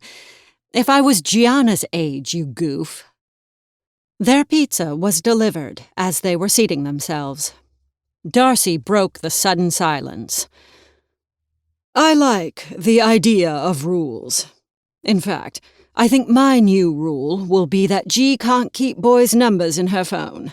She can't date until she's at least 21, and she can't marry until she's 30. Elizabeth felt her jaw drop and saw Gianna's had done the same as well. And she has to live at home the whole time. Besides, I think I saw a big pimple starting to break out in the middle of his forehead, like a red stoplight at an intersection. You did not, both females proclaimed at the same time before they burst into giggles. Who was this man? For the first time since she met him, she was curious to find out. Chapter 5. After the last slice of pepperoni with extra cheese had been devoured, Gianna was pleased when a girl about her age approached and asked if she wanted to play a game that took 2 players. Darcy and Elizabeth moved their chairs so they were both facing the arcade. This placed them side by side. Thank you for this, Elizabeth. I haven't seen my sister this happy since... Well, I can't remember when. Darcy stretched back in his seat and took a last sip of his soda. But what do I do now that her ears are pierced? Is there something she needs or wants that I can get her here? Elizabeth examined his posture. To a bystander who glanced his way, he would appear relaxed. However, his fingers twisted his napkin into a thin strip of paper that threatened to break. His jaw was clenched, and his right foot was tapping the floor. He was anything but relaxed. During the past several days, Elizabeth had wondered how she would answer if he asked. She doubted her reply would please him. I believe the best thing you could get for Gianna cannot be found in Meryton. She wasn't surprised when he nodded. I don't think you can find it in New York City either. But there are thousands of shops there, from Fifth Avenue to the boroughs. Anything that can be had can be found in the city. Have you never been? Yes, I have, Mr. Snobby Darcy. Exasperated, Elizabeth determined to be patient. This was too important a subject to allow it to degenerate into a battle. When I was younger, my mother constantly complained to my father that we didn't have enough money to buy what we wanted. She was right. There never seemed to be enough. My father had no more hours in the week to pick up extra work, and no inclination to do so anyway. So they decided, as a team, that the best they could do for their girls was to do things together, rather than to have things that would wear out or break. On weekends, when we were out of school and Dad finished grading his students' papers, we packed a picnic lunch, filled the tank with gas, and explored every hiking trail and waterfall in our area. Jane loved the smells of the forest and the wildflowers on the sides of the paths. Mary was given a book on geology and started a rock collection she still has. Kitty and Lydia drew pictures of the places we went. My mom enjoyed laying on the blanket, resting while she soaked up the sun. My dad loved getting away. And you? What did you enjoy? Darcy sat erect in his chair. Me? I loved to explore, finding places that were new. Scenes from the past scrolled through her mind like an old reel played at the downtown cinema. She smiled. Some of my first stories were born in those woods. My father read Swiss Family Robinson, a chapter a week, until all of us imagined we were Fritz and Ernst building a treehouse. Those were the best times ever, and my memories of them are priceless. I imagine they would be. He did not look happy. My father worked long hours in his law office, while my mother cared for the details of running our ancestral home. She spent a lot of time in the UK after we moved to the States, so although I loved her, I didn't see either of my parents much. Neither did Gianna. Please do not get me wrong. I have memories of my parents, but Gianna has far fewer than I do. I'm sorry for this, Will. Elizabeth bit her lip. I have to ask, then. Do you want your sister to have vague memories of things you bought her, or vivid memories of things you did together? You cannot go back and change your past. You are her family, and she is yours. I know. Barely a sound came out of Darcy's mouth. You have 5 years until she is 18. If she goes away to college or wants her independence, you have only those years to create memories, Will. That time will fly by and then be gone. Please don't waste them, or you will destroy yourself from the inside out with regrets. Elizabeth rested her hand on his arm, squeezing. Give her an example of the kind of man she will want to find someday. A man who makes it his priority to spend time with her, to show her she's cherished. I know you need time for your work, but if you learn to love the things you do have time for, she will carry a piece of you with her forever. He looked up in time to see Gianna flash her earrings to her new acquaintance. When she pointed out her brother to her competitor, Elizabeth added, Gianna is telling the girl that you did this for her, Will. She is feeling really, really special right now, and you are solely responsible for what is in her heart. Now, how does that make you feel? Like I am 10 feet tall and bulletproof. He smiled as his chest filled with pride. Then it collapsed. But what do we do together? What do I do with a teenage girl? Ask her, Elizabeth shrugged. It's that simple.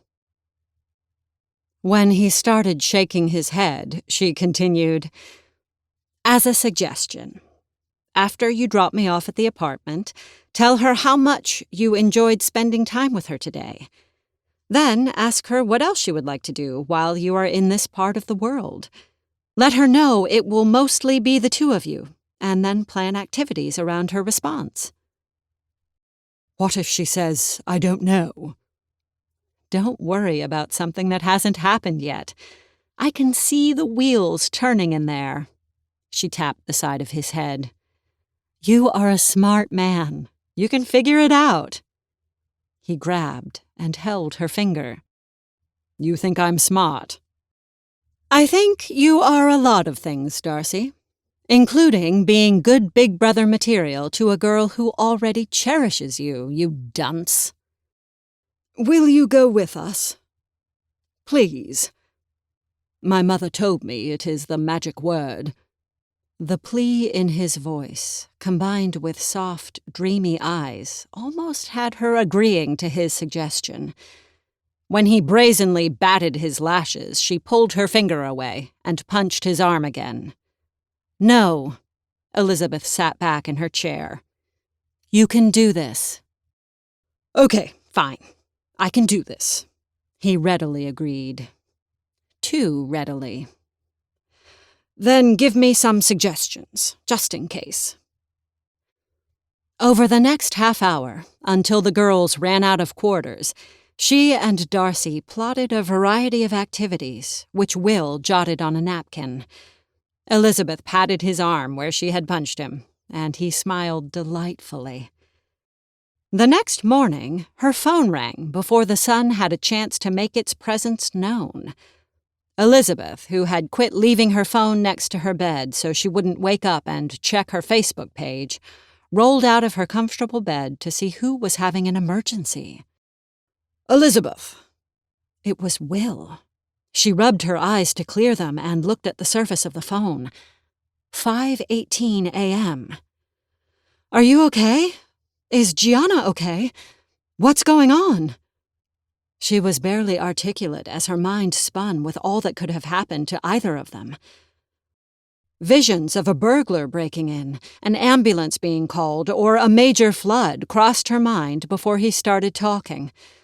She was already sticking her feet in her tennis shoes and grabbing her jacket when he said, "You were right." She paused, with one arm in the sleeve. "I was right." It was not a question. "What was I right about, Darcy? Because right about now, I'm thinking fondly of a baseball bat over your thick skull for causing me to panic at being awakened out of a sound sleep with a wonderful dream where my pillow and blankets were positioned just right. Yes, tell me what I was so right about?" She hadn't meant to be snarky. Well, that wasn't entirely true. "Gianna. You were right about Gianna." He spoke slowly, like she barely had a grasp of the English language. "She wanted to do everything on the list. Well, except she had no desire to go to the cheese factory and try Limburger. In truth, neither did I." Elizabeth's mind cleared. "That wasn't on the list." "I was seeing if you were paying attention," was his highly unsatisfactory response. "Darcy?" "We were told that the sunrise was particularly beautiful from the view at the end of Lying Dog Creek Trail. We stopped at the store on the way home, so we have all we need for a picnic. I'll bring binoculars, a blanket to sit on, and cool water for you to drink. If you would please come. Will you come with us?" He was using the same tone he did before when he got his way. Elizabeth clapped her hand over her mouth until she could regain control. Clearing her throat to gain time, she asked, "Did you say Lying Dog Creek Trail?" "Yes, I did." "How soon can you pick me up?" Elizabeth grabbed undergarments from her dresser and layers from her closet. Kicking her hiking boots from the bottom of her shoe rack, she wondered if there would be enough time to hop in the shower before they got there. "We are ready to head out, so we will be there in 15 minutes. As a matter of fact, we have the car loaded and Gianna is already strapped in. So, we will see you in 10? "You are not giving me much time. I need to take a shower and—" He interrupted. "Do your feet stink?" "No. Girls don't stink. Boys do." She moved the phone away from her ear to pull her sports bra and t-shirt over her head. Wiggling them down, she was able to hear his chortle. "Ha! We are on our way. Please be ready, because we don't want to miss the sunrise," Darcy insisted. Then he hung up. "Brat!" She hurried to get ready. A sunrise at the end of Lying Dog Creek. I wonder who told him about the trail. She couldn't wait to see his reaction when they reached the final bend of the pathway. It would be priceless. They had almost reached the main turnoff when Gianna's voice piped up from the back seat. Why do they call the trail Lying Dog, Lizzie? I've never heard that name for a nature route. Elizabeth grinned in the dark, confident neither Darcy could see her. Do you have an idea? No. Gianna had paused for thought before she replied. Will, do you have an answer? Darcy surmised. I cannot be certain, of course, but there is an idiom about letting sleeping dogs lie. I am assuming this will be an easy trail that takes little effort, because a sleeping dog barely expends the energy to breathe. Am I right? We need to turn here. Elizabeth pointed at the upcoming road sign. I have no doubt you will understand the name before we reach the vista. She would say no more. Her backpack contained a flashlight in addition to sunscreen, a first aid kit, 3 granola bars, a change of clothes, and a lukewarm sports drink from her cupboard. She turned on her flashlight at the same time the Darcys did. The trail started wide enough for the 3 of them to walk next to each other. Gianna took the middle. Within a quarter of a mile it narrowed, so they had to hike single file, and the grade steepened until the vapor from their breathing came out in puffs. At 3/4 of a mile, they were huffing as they climbed higher and higher. Gianna stopped to wipe her brow and drink from her water bottle. Where's the creek part of Lying Dog Creek? I don't hear any water. You don't? Elizabeth asked. Neither do I, G, Darcy admitted.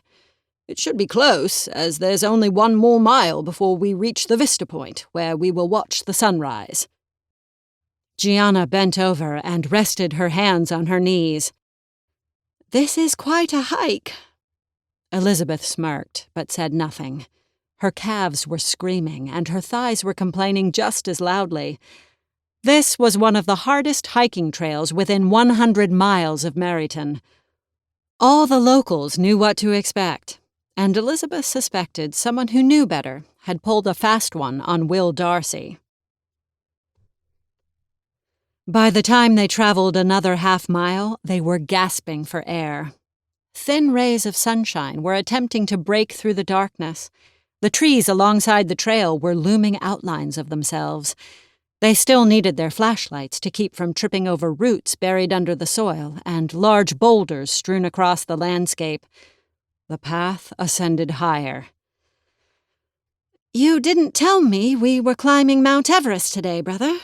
Gianna again stopped for a drink and to wipe the perspiration from her brow. I can't wait to put my toes in the creek. My feet hate me for wearing new boots on a hike like this. Darcy grumbled. Why in the world would someone name this route after lying dogs? It makes no sense. Acting like his question was rhetorical, Elizabeth kept quiet.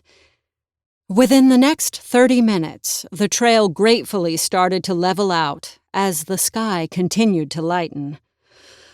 We need to hurry, or we will miss the sunrise, Will petitioned his lagging sister. Come on, I'll help you. Since the path had widened at the same time they quit climbing, Will grabbed his sister's hand and pulled her behind him.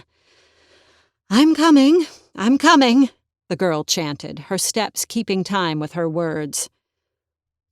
At the final turn before the vista, Elizabeth hurried to walk immediately behind them so she wouldn't miss anything.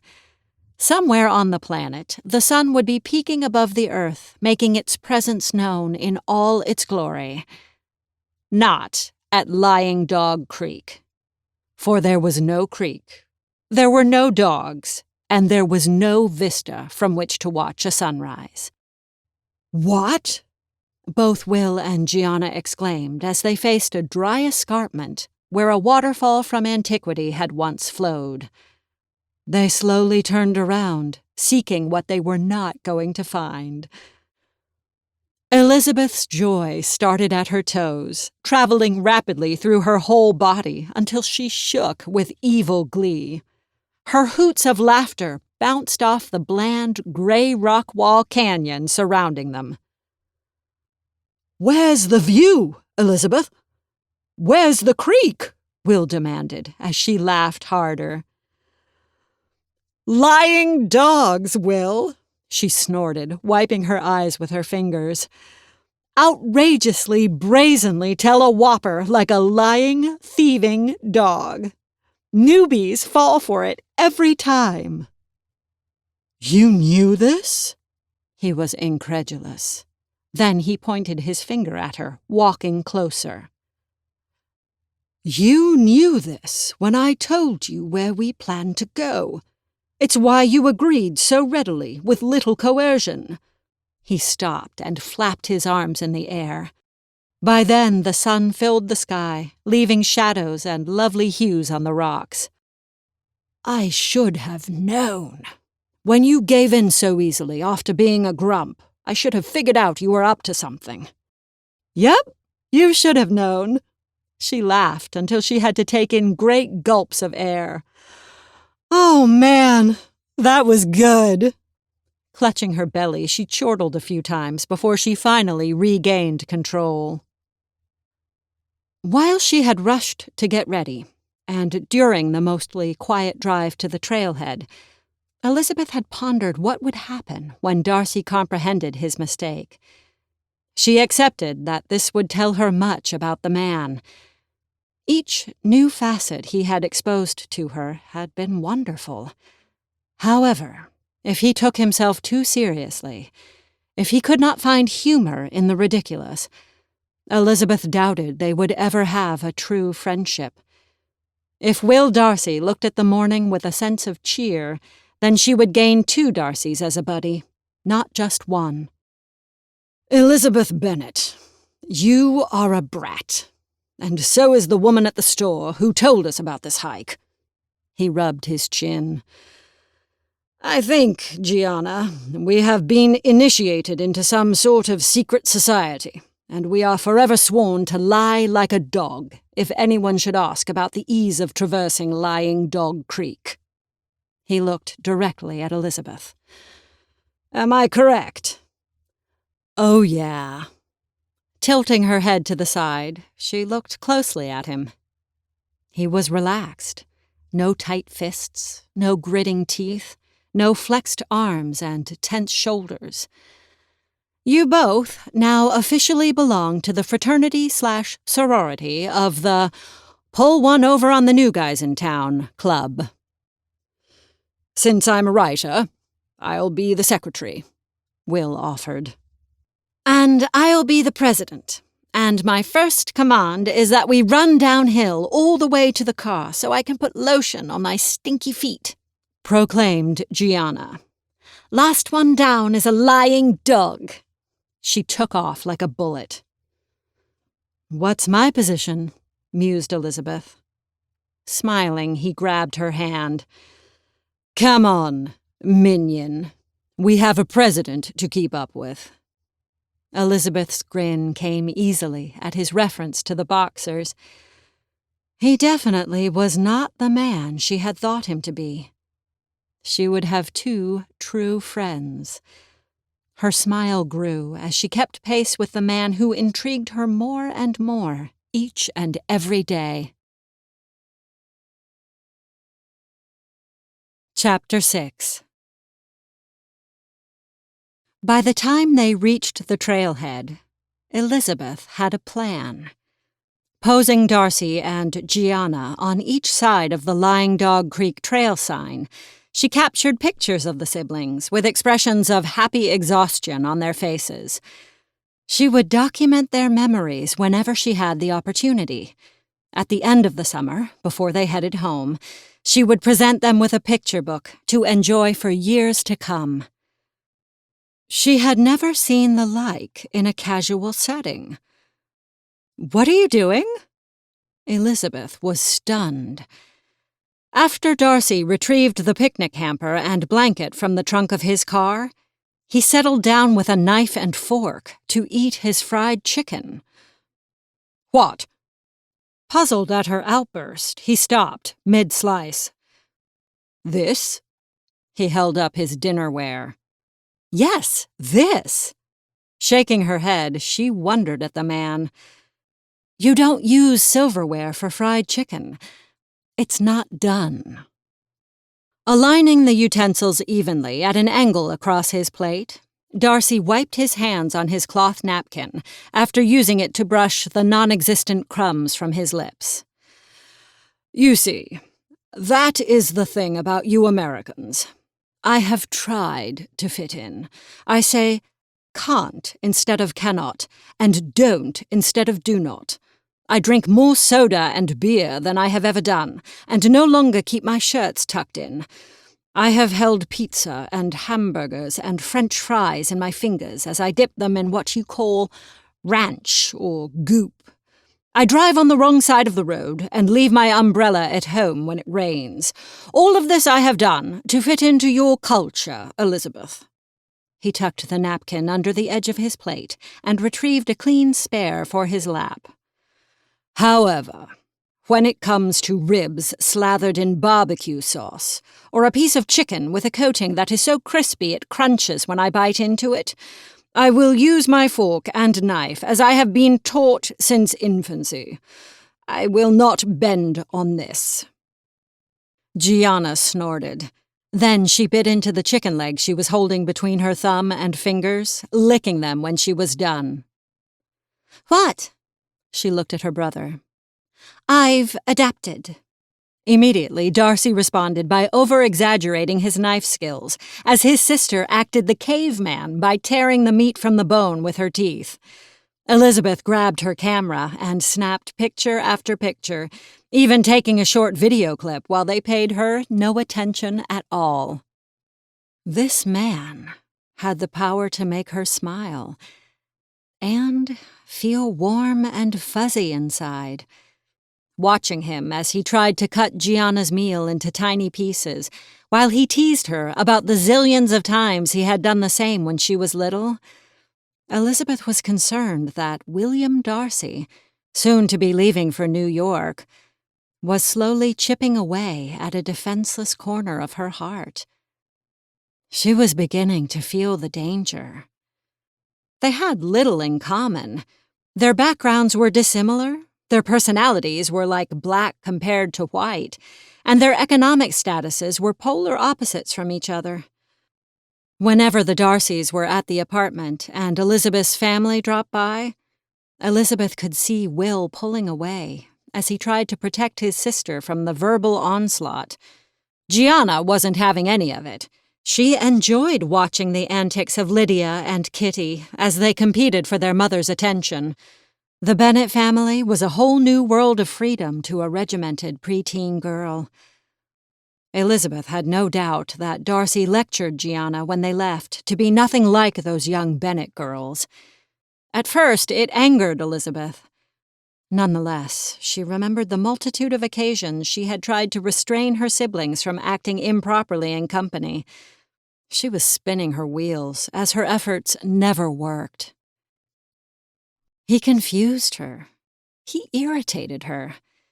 He pleased her, and he thrilled her.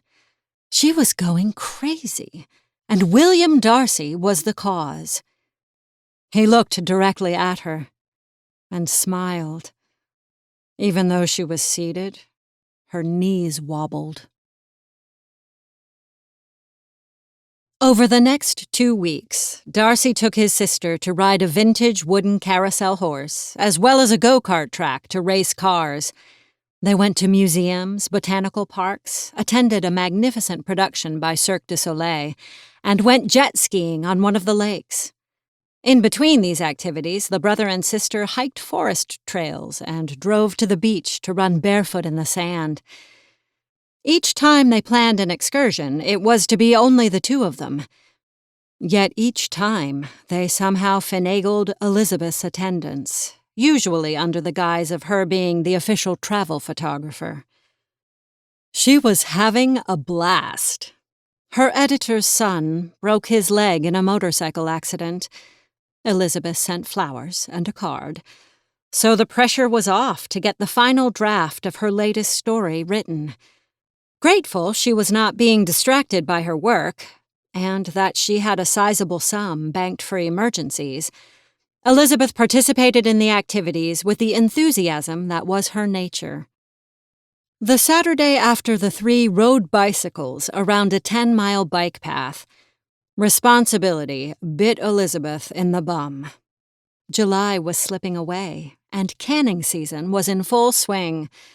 When Darcy called to arrange a time for picking her up to hike a trail to another waterfall, for the first time, Elizabeth begged off. "I'm sorry, Will. I need to go to the produce stand before the last of the corn and green beans are gone. Peaches are falling from the trees, and I need a box of cucumbers, as well as some fresh dill, to make pickles." She sighed, knowing how much hard work was ahead of her.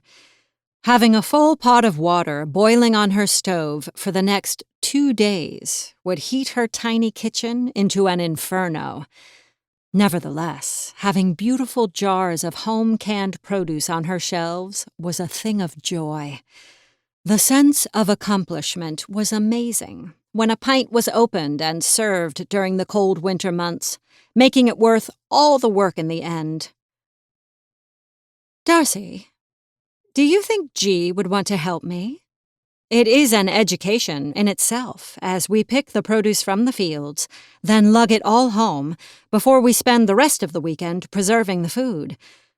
I'm certain she has not done anything like this, and it would be good for her to know how to get fruit and vegetables from the farm to the table." He was quick to agree. "Do you think I might be able to help?" "Boy, do I." Elizabeth was appreciative. "Those crates get heavy. We can be the brains, and you can be the muscle, if you don't mind." She tried desperately not to be distracted by the mental image of his flexed arms.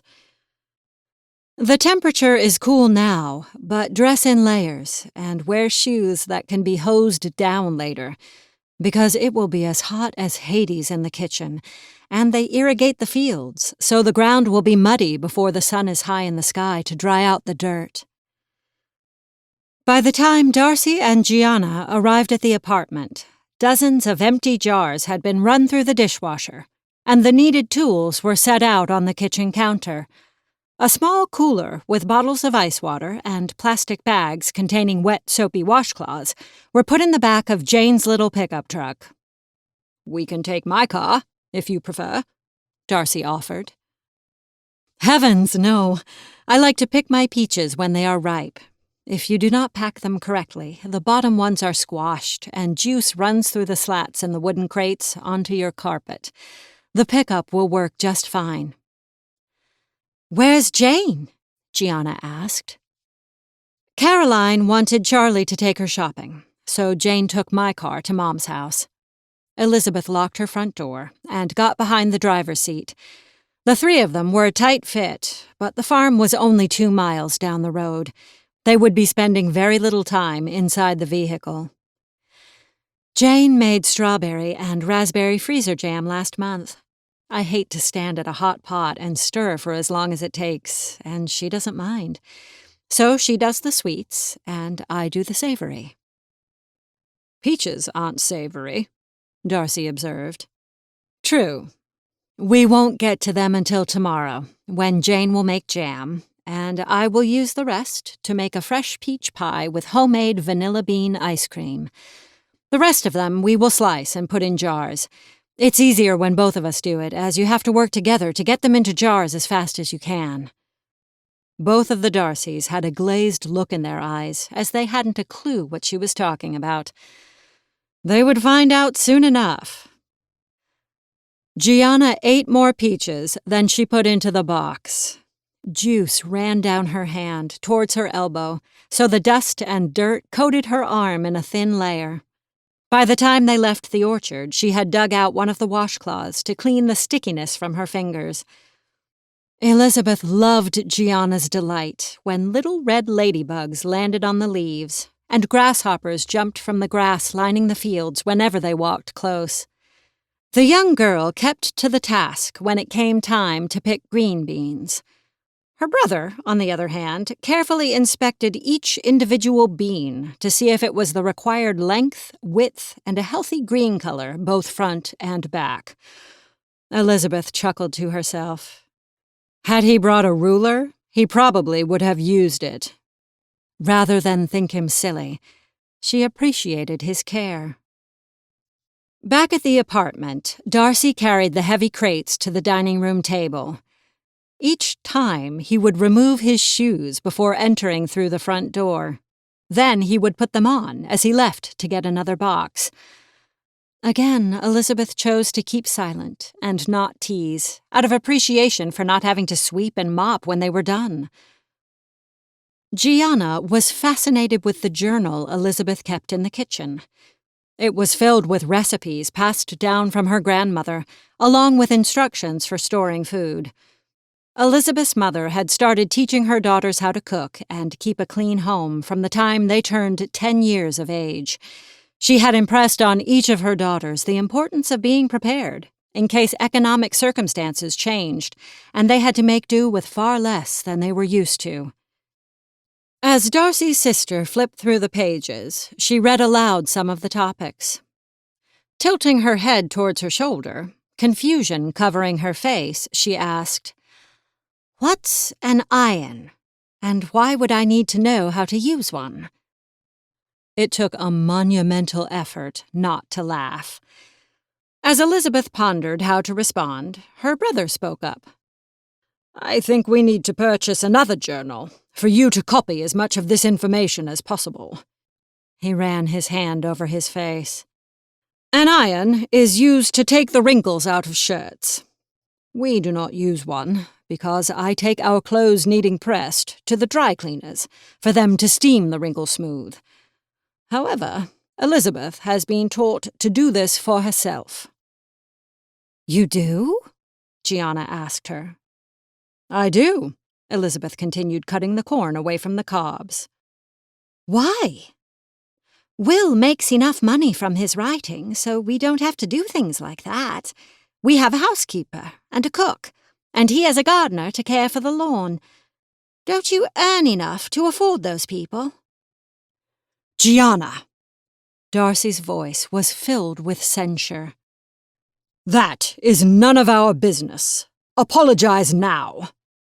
Elizabeth put the knife down and rinsed her hands. Drying them on a towel as she walked to where Darcy's sister was seated, she took Gianna's hand in hers.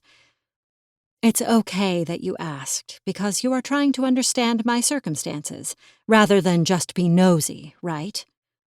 When the girl nodded, Elizabeth squeezed her fingers gently. "I thought so. Gianna, the truth is that, with Jane and me living together and sharing expenses, I can afford to hire people to care for me. One day I may do that very thing. Right now, it's still relatively new, living out on my own. Therefore, I'm comfortable with doing the work around the house. I'm pretty sure one day all that will change, but I get a tremendous amount of satisfaction from doing the work myself. When the apartment has been cleaned from front to back and the laundry is done, I have a sense of accomplishment that brings me joy. Tomorrow evening, when Jane and I place the filled jars on the shelves, the vivid greens and yellows of the vegetables and the pickles will look lovely against the dark reds and purples of the jams that are already there. When the peaches are sliced and ready, they will add another layer of color to our pantry. I will go to my bed tomorrow night with the smell of peaches and cinnamon from the pie I will eat, knowing that I will have food in my cupboards, even if I didn't sell another book for months." "I am sorry, Lizzie. I shouldn't have asked." Gianna's chin dropped. "No, don't be sorry." Elizabeth glanced at her brother before she continued. "We never know what tomorrow will bring. I imagine you have given lengthy consideration to what you expect your grown-up life to be." She tapped her free hand on Gianna's forearm. "Look at me, G." Waiting until the girl responded, Elizabeth continued, "I am not being snide when I ask you to think about what would happen to Caroline Bingley should her brother lose his job and his trust fund. How would she survive if she had to take care of herself and her home? Has she ever earned money on her own? Does she know how to budget money to save for an emergency? Can she type a resume and live without credit cards? I doubt it. Gianna flipped another page in Elizabeth's journal. Then she gave her full attention to her brother. Will, maybe we should spend less time making memories of places and activities, so I can gain the knowledge I might need in the future. I've loved the last few weeks, and I will never forget all we have done together. But I think we could both benefit from the study of Lizzie's book. Would you do that for me? With me? Elizabeth held her breath. If Elizabeth does not mind, I think your plan is sound. However, I will not expect you to iron my shirts or cook for me every night, he insisted, smiling as he did so. Oh, good grief, no. Will, you have it all wrong, Gianna snickered. You can do the ironing and the cooking. I'll know enough by the time the summer is over to supervise. Amid the laughter, one phrase rocked Elizabeth's world. The summer is over. Unbeknownst to her, Will and Gianna Darcy had filled a far larger portion of that pumping organ in her chest than she had imagined, because the thought of them packing up and leaving hurt. It hurt really bad. Chapter 7. Their days were filled with activities where Elizabeth's appreciation of both Darcys grew by leaps and bounds.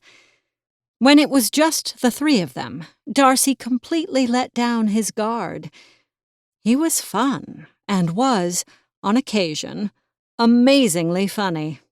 Elizabeth no longer minded when his gaze stayed fastened on her, as they went about a variety of tasks. Gianna was enthusiastic until the bathrooms needed scrubbed, grumbling about learning toilet training all over again kept Elizabeth in stitches. Every single night after the house quieted down, her phone would ring. The first time Darcy called her to chat about the day, Elizabeth had been wary, expecting him to have been dissatisfied with how she dealt with his sister, or some other negative thought. By the end of the second week, if he was seconds later than his normal time to call, she noticed, and she fretted. I was wondering, would you accept an invitation to dinner and a movie tomorrow night? For just the two of us, I mean. Darcy hesitantly inquired. Elizabeth had been expecting Darcy to ask for some time alone. With Gianna present, they weren't able to discuss freely any concerns he had about his growing sister.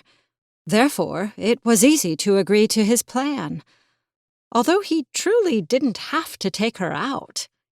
They could have just as easily met for coffee somewhere. She was shocked, floored, gobsmacked, stunned, speechless. Elizabeth was dressed in jeans and a t-shirt, fortunately that had no stains on the front, when she opened the door to him the next evening. Her mouth dropped open as her eyes scanned him from his spotless leather loafers to his dress slacks, light blue button-down shirt, his tweed jacket, freshly shaved face, and perfectly combed hair. The man was drool-worthy. Period. However, it was the bouquet of pink roses where her roving eyes finally landed. A date? This was no ordinary scheduled meeting of minds. Will Darcy had asked her out on a date, and she had completely misjudged his purpose. She wanted to head-smack herself on the doorframe. Instead, she invited him in, grabbed a vase from under the kitchen sink, and ran to her bedroom after telling him she would be... "Just a minute." Stripping off quickly, she grabbed her best dress from her closet. It was a sleeveless white sundress, dotted with red poppies that looked like brilliant red blobs from a distance. When she saw it in the dress shop, it had been love at first sight. About 2 weeks prior, she had found a pair of strappy, high-heeled patent leather sandals that begged to be hers. Finding the perfect dress to match had been a gift. Within mere minutes, she was dressed, gratified that she had kept her waxing appointment the day before, when the skirt slid over smooth calves. Her makeup consisted of blush highlighting her cheekbones, mascara on her dark lashes, and the reddest lipstick known to mankind. But her hair, she growled at the mirror. There were many options for waist-length tresses. However, most of them took a long time and more arms than she had. Finally, she decided to keep it simple, so twisted it into a chignon. She felt like she had been holding her breath the whole time she changed.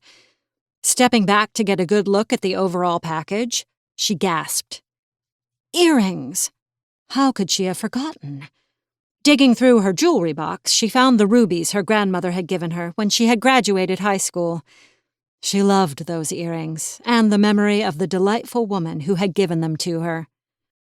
No diamonds for you, Lizzie dear. You need gems full of life and fire. Grandmother Bennet had been the best storyteller a little girl could have ever wanted. From the time she was little, Elizabeth wanted to grow up to be just like her Nana.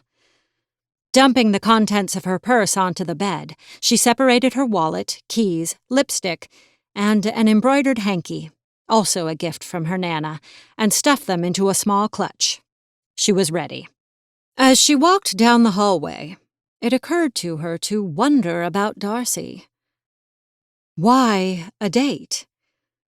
Certainly, she had been secretly hoping for several weeks that he was as interested in her as she was in him. There, I admitted it to myself. I am interested in much more than a date, to be honest. The thought stopped her in her tracks. Her legs were rubbery, causing her to lean against the wall. She wanted more than a date? Really? Her hand flew to her mouth. Oh, yes. Really. If only she knew if Darcy was on the same page. She was delighted with his reaction when he saw her. Mouth gaping open was an attractive look when you know it is you who caused it. I am ready. When he still didn't speak, she twirled, holding her arms out as that lovely, worth-every-penny dress spun with her. She felt lovely, from her head to her toes. He cleared his throat. You look tolerable? It came out before she could stop it, then giggled as he sputtered. Not at all. You are beautiful, Elizabeth.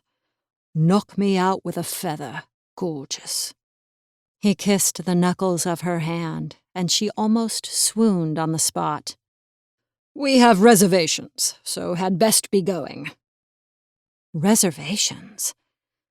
They would not be dining in Meryton, because there wasn't a restaurant in town where you didn't walk in and take whatever table was available. She was impressed. He had classical music playing from his car stereo. His spicy aftershave wafted to her. The stage was set for romance. And maybe promises. She hoped. Did you want to talk about Gianna? Her brain had almost ceased to function with the atmospheric conditions inside the vehicle. Elizabeth wanted to slap herself for her stupidity. Rarely was she inarticulate. However, it had to be admitted that rarely had she been romanced, so her cloudy confusion was to be understood. We can, if you would like. Did you have something you thought I needed to know? He appeared to be having the same struggle with communication. Yes, thank you. His sister was a safe and easy subject. Earlier, you had asked for suggestions for something to mark her turning 13, and I've been giving it a lot of thought. What would I have wanted to make that occasion memorable? A charm bracelet. A charm bracelet? He repeated to himself. Yes. You could start with a charm of the number 13, and add a charm for each of the memories you have made these past few weeks. You could have a seashell, hiking boots, a bicycle, a go-kart. There's a whole list of items you could choose as reminders that could be attached. He pondered for a bit before he added, "We would need to find a sleeping dog, if possible. The bracelet wouldn't be complete without one." "A lying dog, do you mean?" Elizabeth chuckled. "I think your idea is brilliant.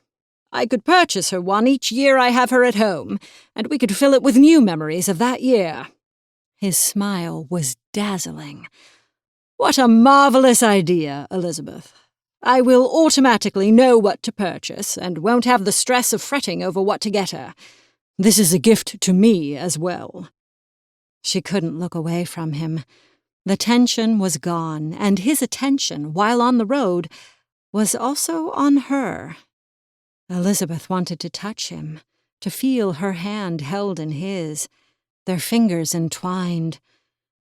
No sooner had she thought it than he reached over and squeezed her fingers. Possibly it had not been his intent, but she could not prevent her hand from flipping over, so her palm was against his. Her eyes roved his face, checking his reaction. He glanced at her. Then his fingers separated, working themselves between hers. She sighed.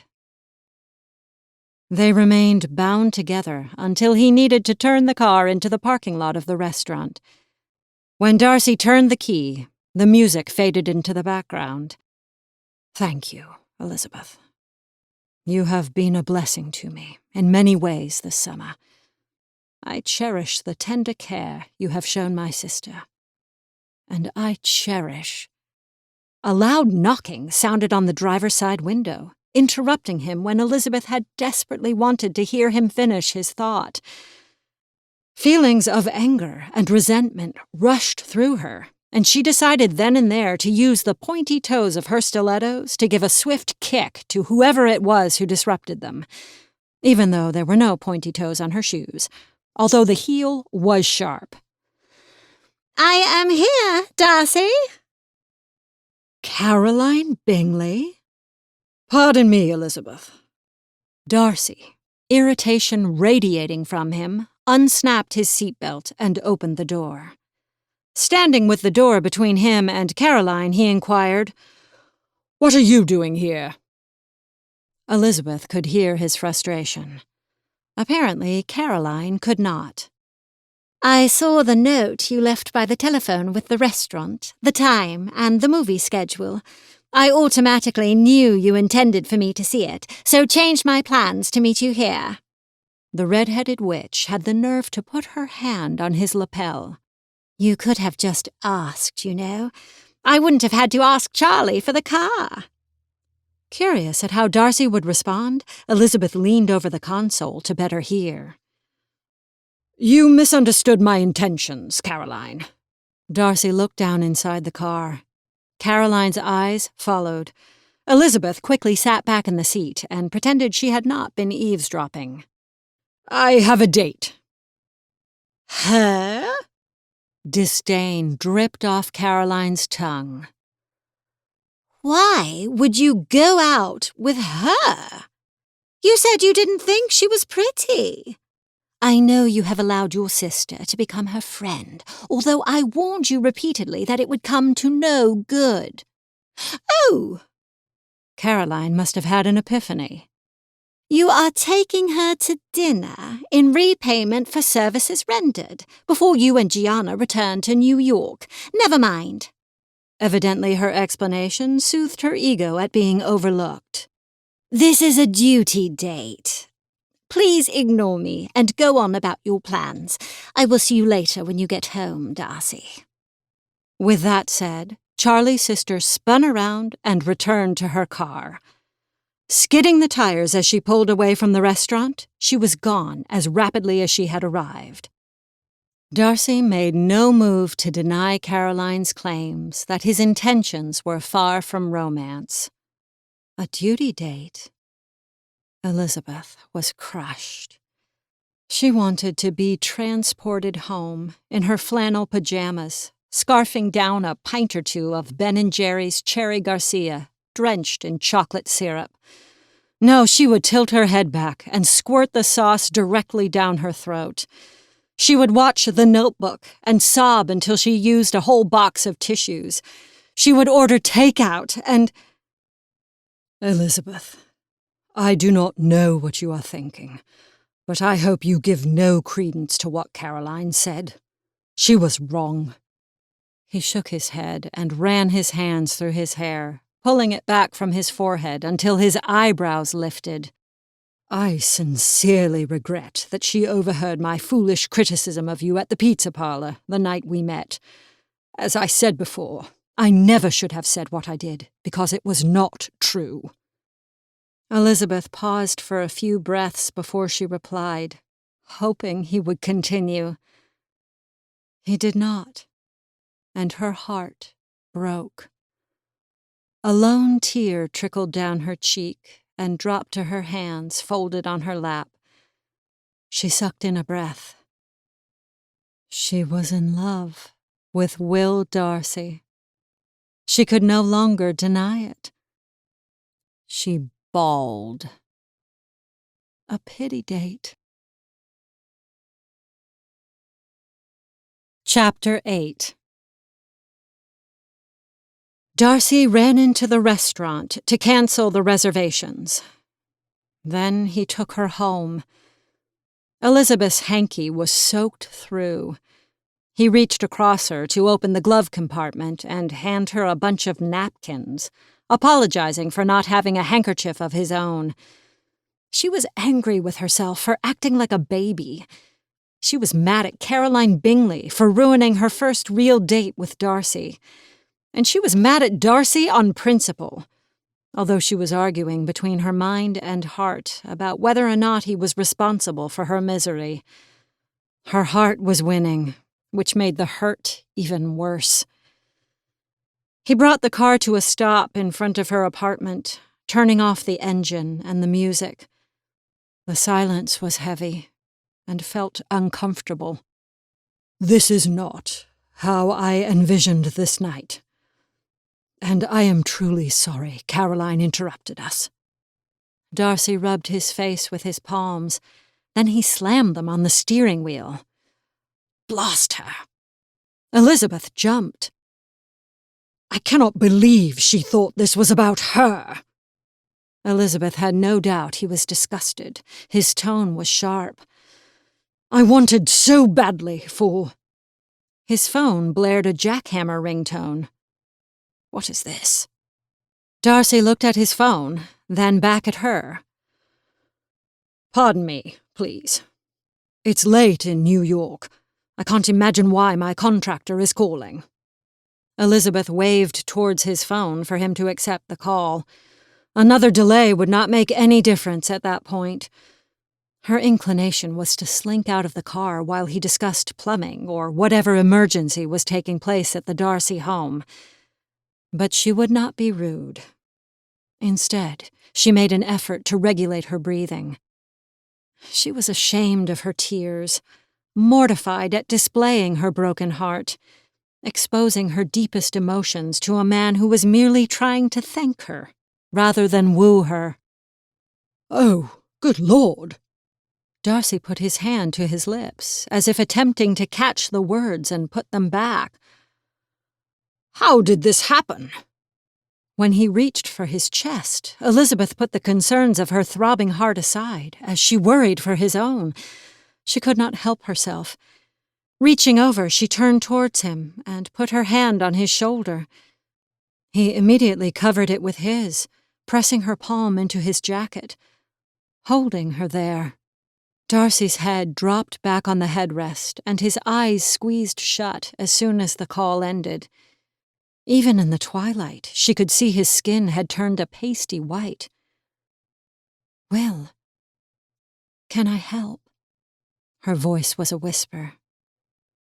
Yes. Yes, you can. He moved so quickly, his head dipping towards hers, tilting just right. It was not until she felt his lips on her own that she comprehended his intent. Fireworks were like wet matches in comparison to the sheer joy that lit her soul. Possibly something along the lines of a nuclear explosion would better describe the impact of his touch. His lips were soft and firm at the same time. He tasted like minty toothpaste. Elizabeth knew in that millisecond that she was addicted to his caress. She kissed him back, pouring her heart into that small joining of their flesh. Her hands clutched his forearms, keeping him close as his palms caressed her face. They kissed again and again and again, their ragged breathing filling the car's interior with sound. By then, she was in his arms, draped uncomfortably across the console, the gear shift pressing into her side. He pulled back and rested his forehead on hers. Elizabeth was euphoric at seeing he was as affected as she. I need to leave. There was a fire at my house. The damage is extensive. I don't know when I can come back. If it takes too long, Gianna will be back in school, and I will need to remain in New York. He kissed her again, as each word wedged into the broken crevice of her being. I am sorry, Elizabeth. So very sorry our evening was ruined. Evening? He was leaving? Her life was in ruins, and he fretted about a few hours of dinner and a movie? No, do not worry about me. I will be fine. She loathed that word. She sincerely doubted she would ever be fine again. At that point, she could no longer deny that their feelings were unequal. A niggling doubt, and the fact that she had nothing to lose, though, caused her to ask, Your kiss, it was... You were... She cleared her throat. You kissed me as an apology? Only as an apology? And a goodbye? He kissed her again, hungrily. Eventually, they needed oxygen. No, he whispered against her lips.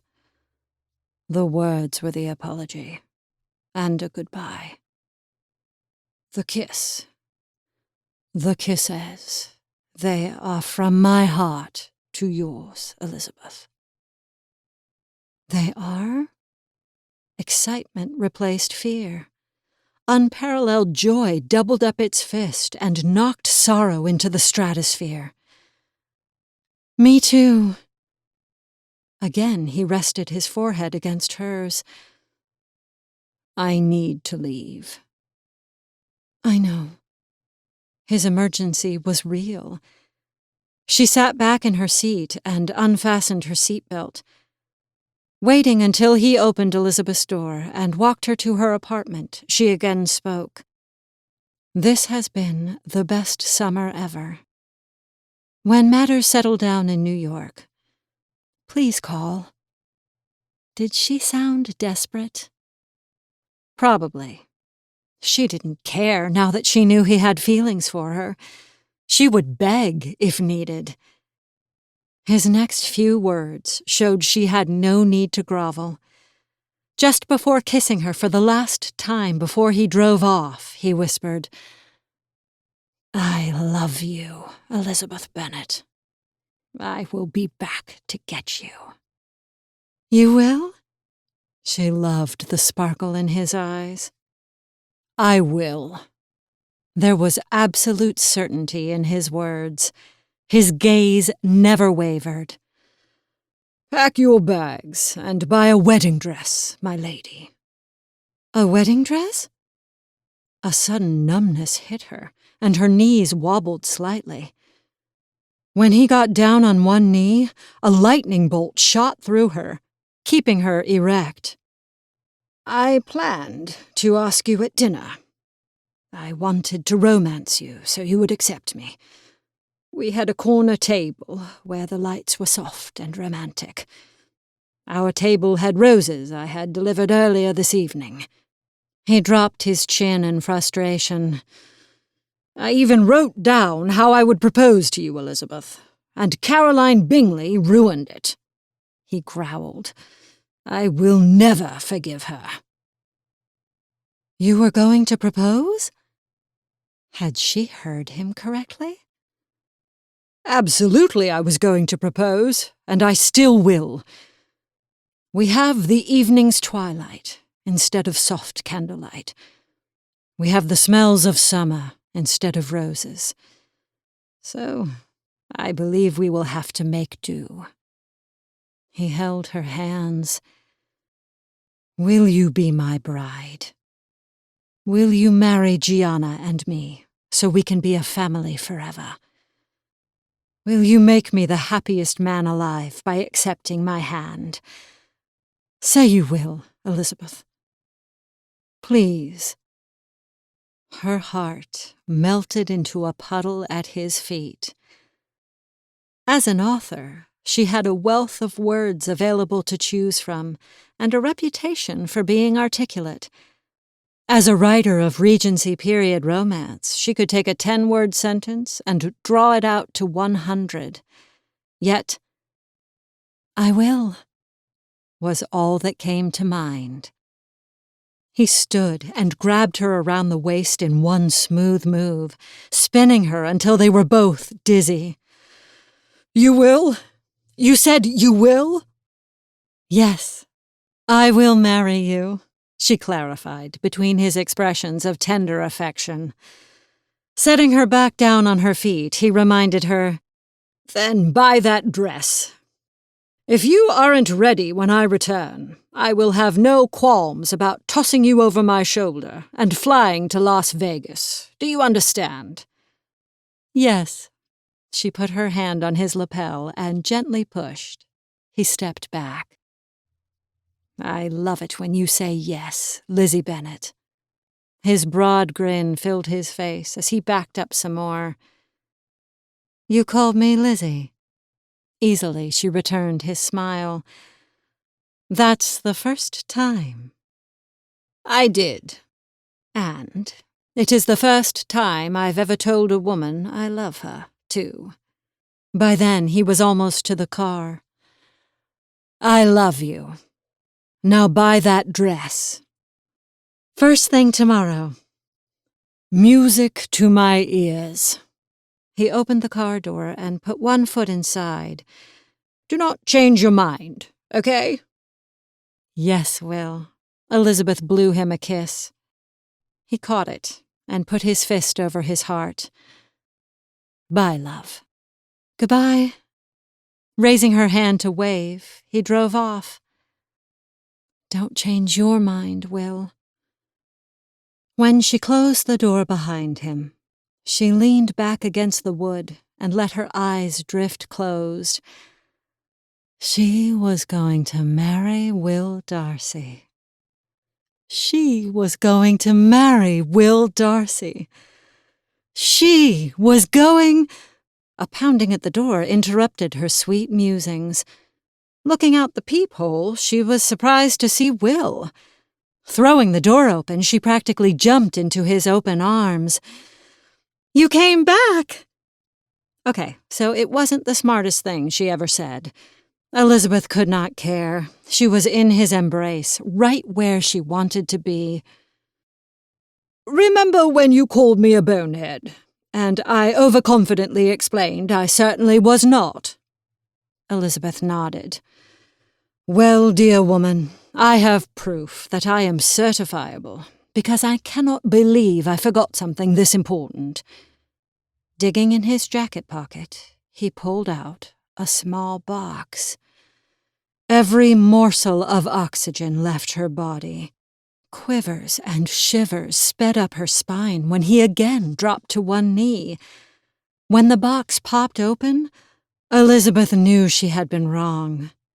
Now all her air was gone, as the beauty of the ring completely took her breath away. "Do you like it?" She heard his uncertainty. Like it? It's perfect! Elizabeth found out she could squeal, cry, whisper, and kiss at the same time, as she properly thanked the man who was making dreams she was unaware she had come true. I love you, Will. I love you too, my Lizzie. Think of me every time you look at this token of my love and affection for you. With one last kiss, he was gone. Kicking off her shoes, she sat on the edge of her bed. She was half overwhelmed with his proposal and half tortured that he had to leave. She would miss Gianna as well. Flopping backwards, she thought of all she needed to do. They had shopped so much for Gianna over the past 5 weeks that the idea of shopping for herself felt odd. But shop she would. Giggling to herself, she threw her hands over her head. She had a wedding dress to buy. She was getting married. Holding her hand up to stare lovingly at the ruby and diamond engagement ring on her finger, she sighed. She couldn't wait to tell Jane. Darcy called her from the airport while they were waiting to go through security. He let Gianna have the phone so she could squeal her delight at the news. Finally, their attention was needed elsewhere. He called her when they landed while they waited for their luggage at the baggage claim. He called again after he saw the devastation of his home. She cried at his loss. He called her each night before he went to sleep, his head already resting on his pillow. Each conversation started the same. "Did you find a dress?" Each answer was the same. "I'm still looking." On the 10th night after his proposal, anticipation threatened to consume Elizabeth. She knew Darcy was hoping for her to say yes when he asked, and tonight she would. The dress was everything a new bride could have wanted. A simple white floor-length sheath with narrow straps and a sweetheart neckline. She would carry red roses and wear her ruby necklace and earrings. Will's tuxedo would be gray, his shirt stark white, and his bow tie striped with black, gray, and white. In his buttonhole would be a red rose. Jane and Charlie would stand up with them, and they would marry at the Botanical Gardens. It would be a lovely wedding. Caroline Bingley was not invited. Destinations for the honeymoon were discussed, with Elizabeth choosing Disneyland, which she knew would make Darcy roll his eyes before snorting. He wanted a beach house suspended over the crystal-clear waters of Tahiti. To the South Pacific they would go. As beautiful as her vivid mind had imagined, the reality of her wedding was magnificent, far outshining her musings. She was Mrs. Elizabeth Darcy.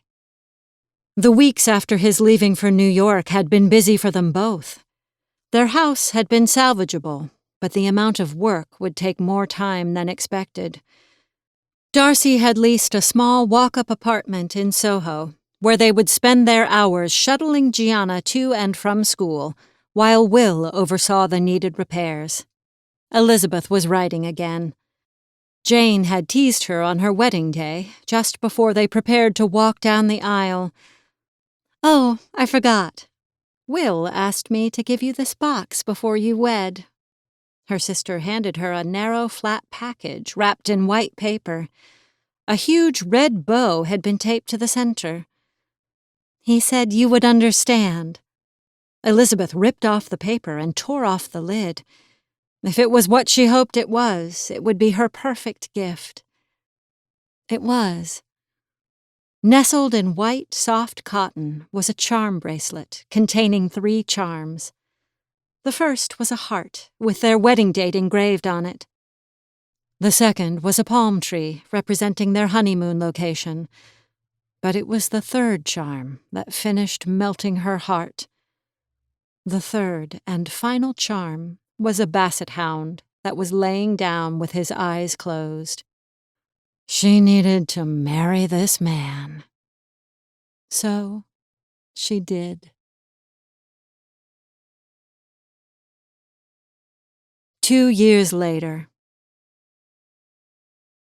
Gianna Darcy had learned a lot from her sister-in-law. She learned the value of family and the importance of working together to make a happy home. She also learned what a sap her brother was when it came to taking care of his wife.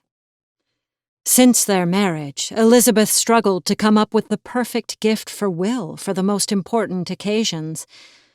Particularly for their wedding anniversary, she spent hours on the internet struggling to find something her husband wanted that he did not yet have. She even asked him directly, but he always responded, "Having you as my wife is the perfect gift." This failed to satisfy her intense desire to give him a gift that would cause the exact same reaction in him as the charm bracelet had done for her at their wedding. Her fretting increased as the day grew closer, and she had yet to purchase and wrap anything. He was on a 4-day book tour and wouldn't be home until the day of their anniversary. Elizabeth was becoming frantic. The morning he was expected to arrive, it came to her. The perfect gift was within her means after all. Within an hour she had her gift wrapped. Then she anxiously waited for his arrival. What if he wasn't impressed? She would punch his arm if he wasn't. What if he guessed ahead of time? There was no possible way he could.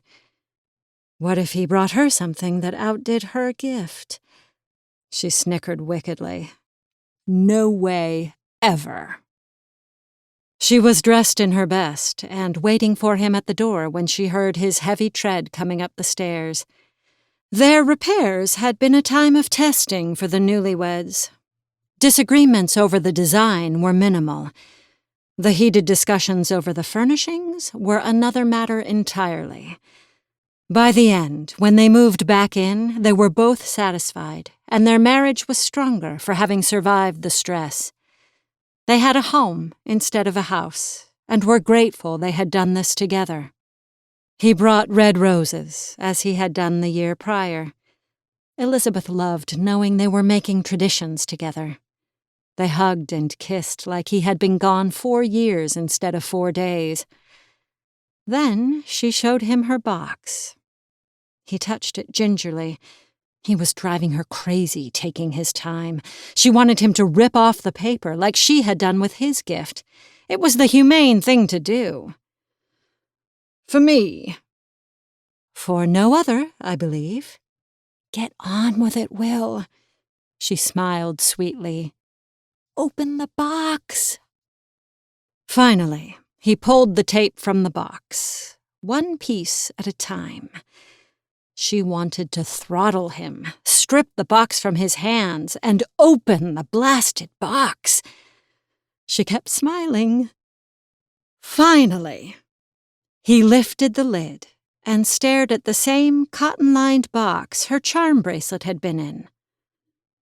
I don't understand. What is this?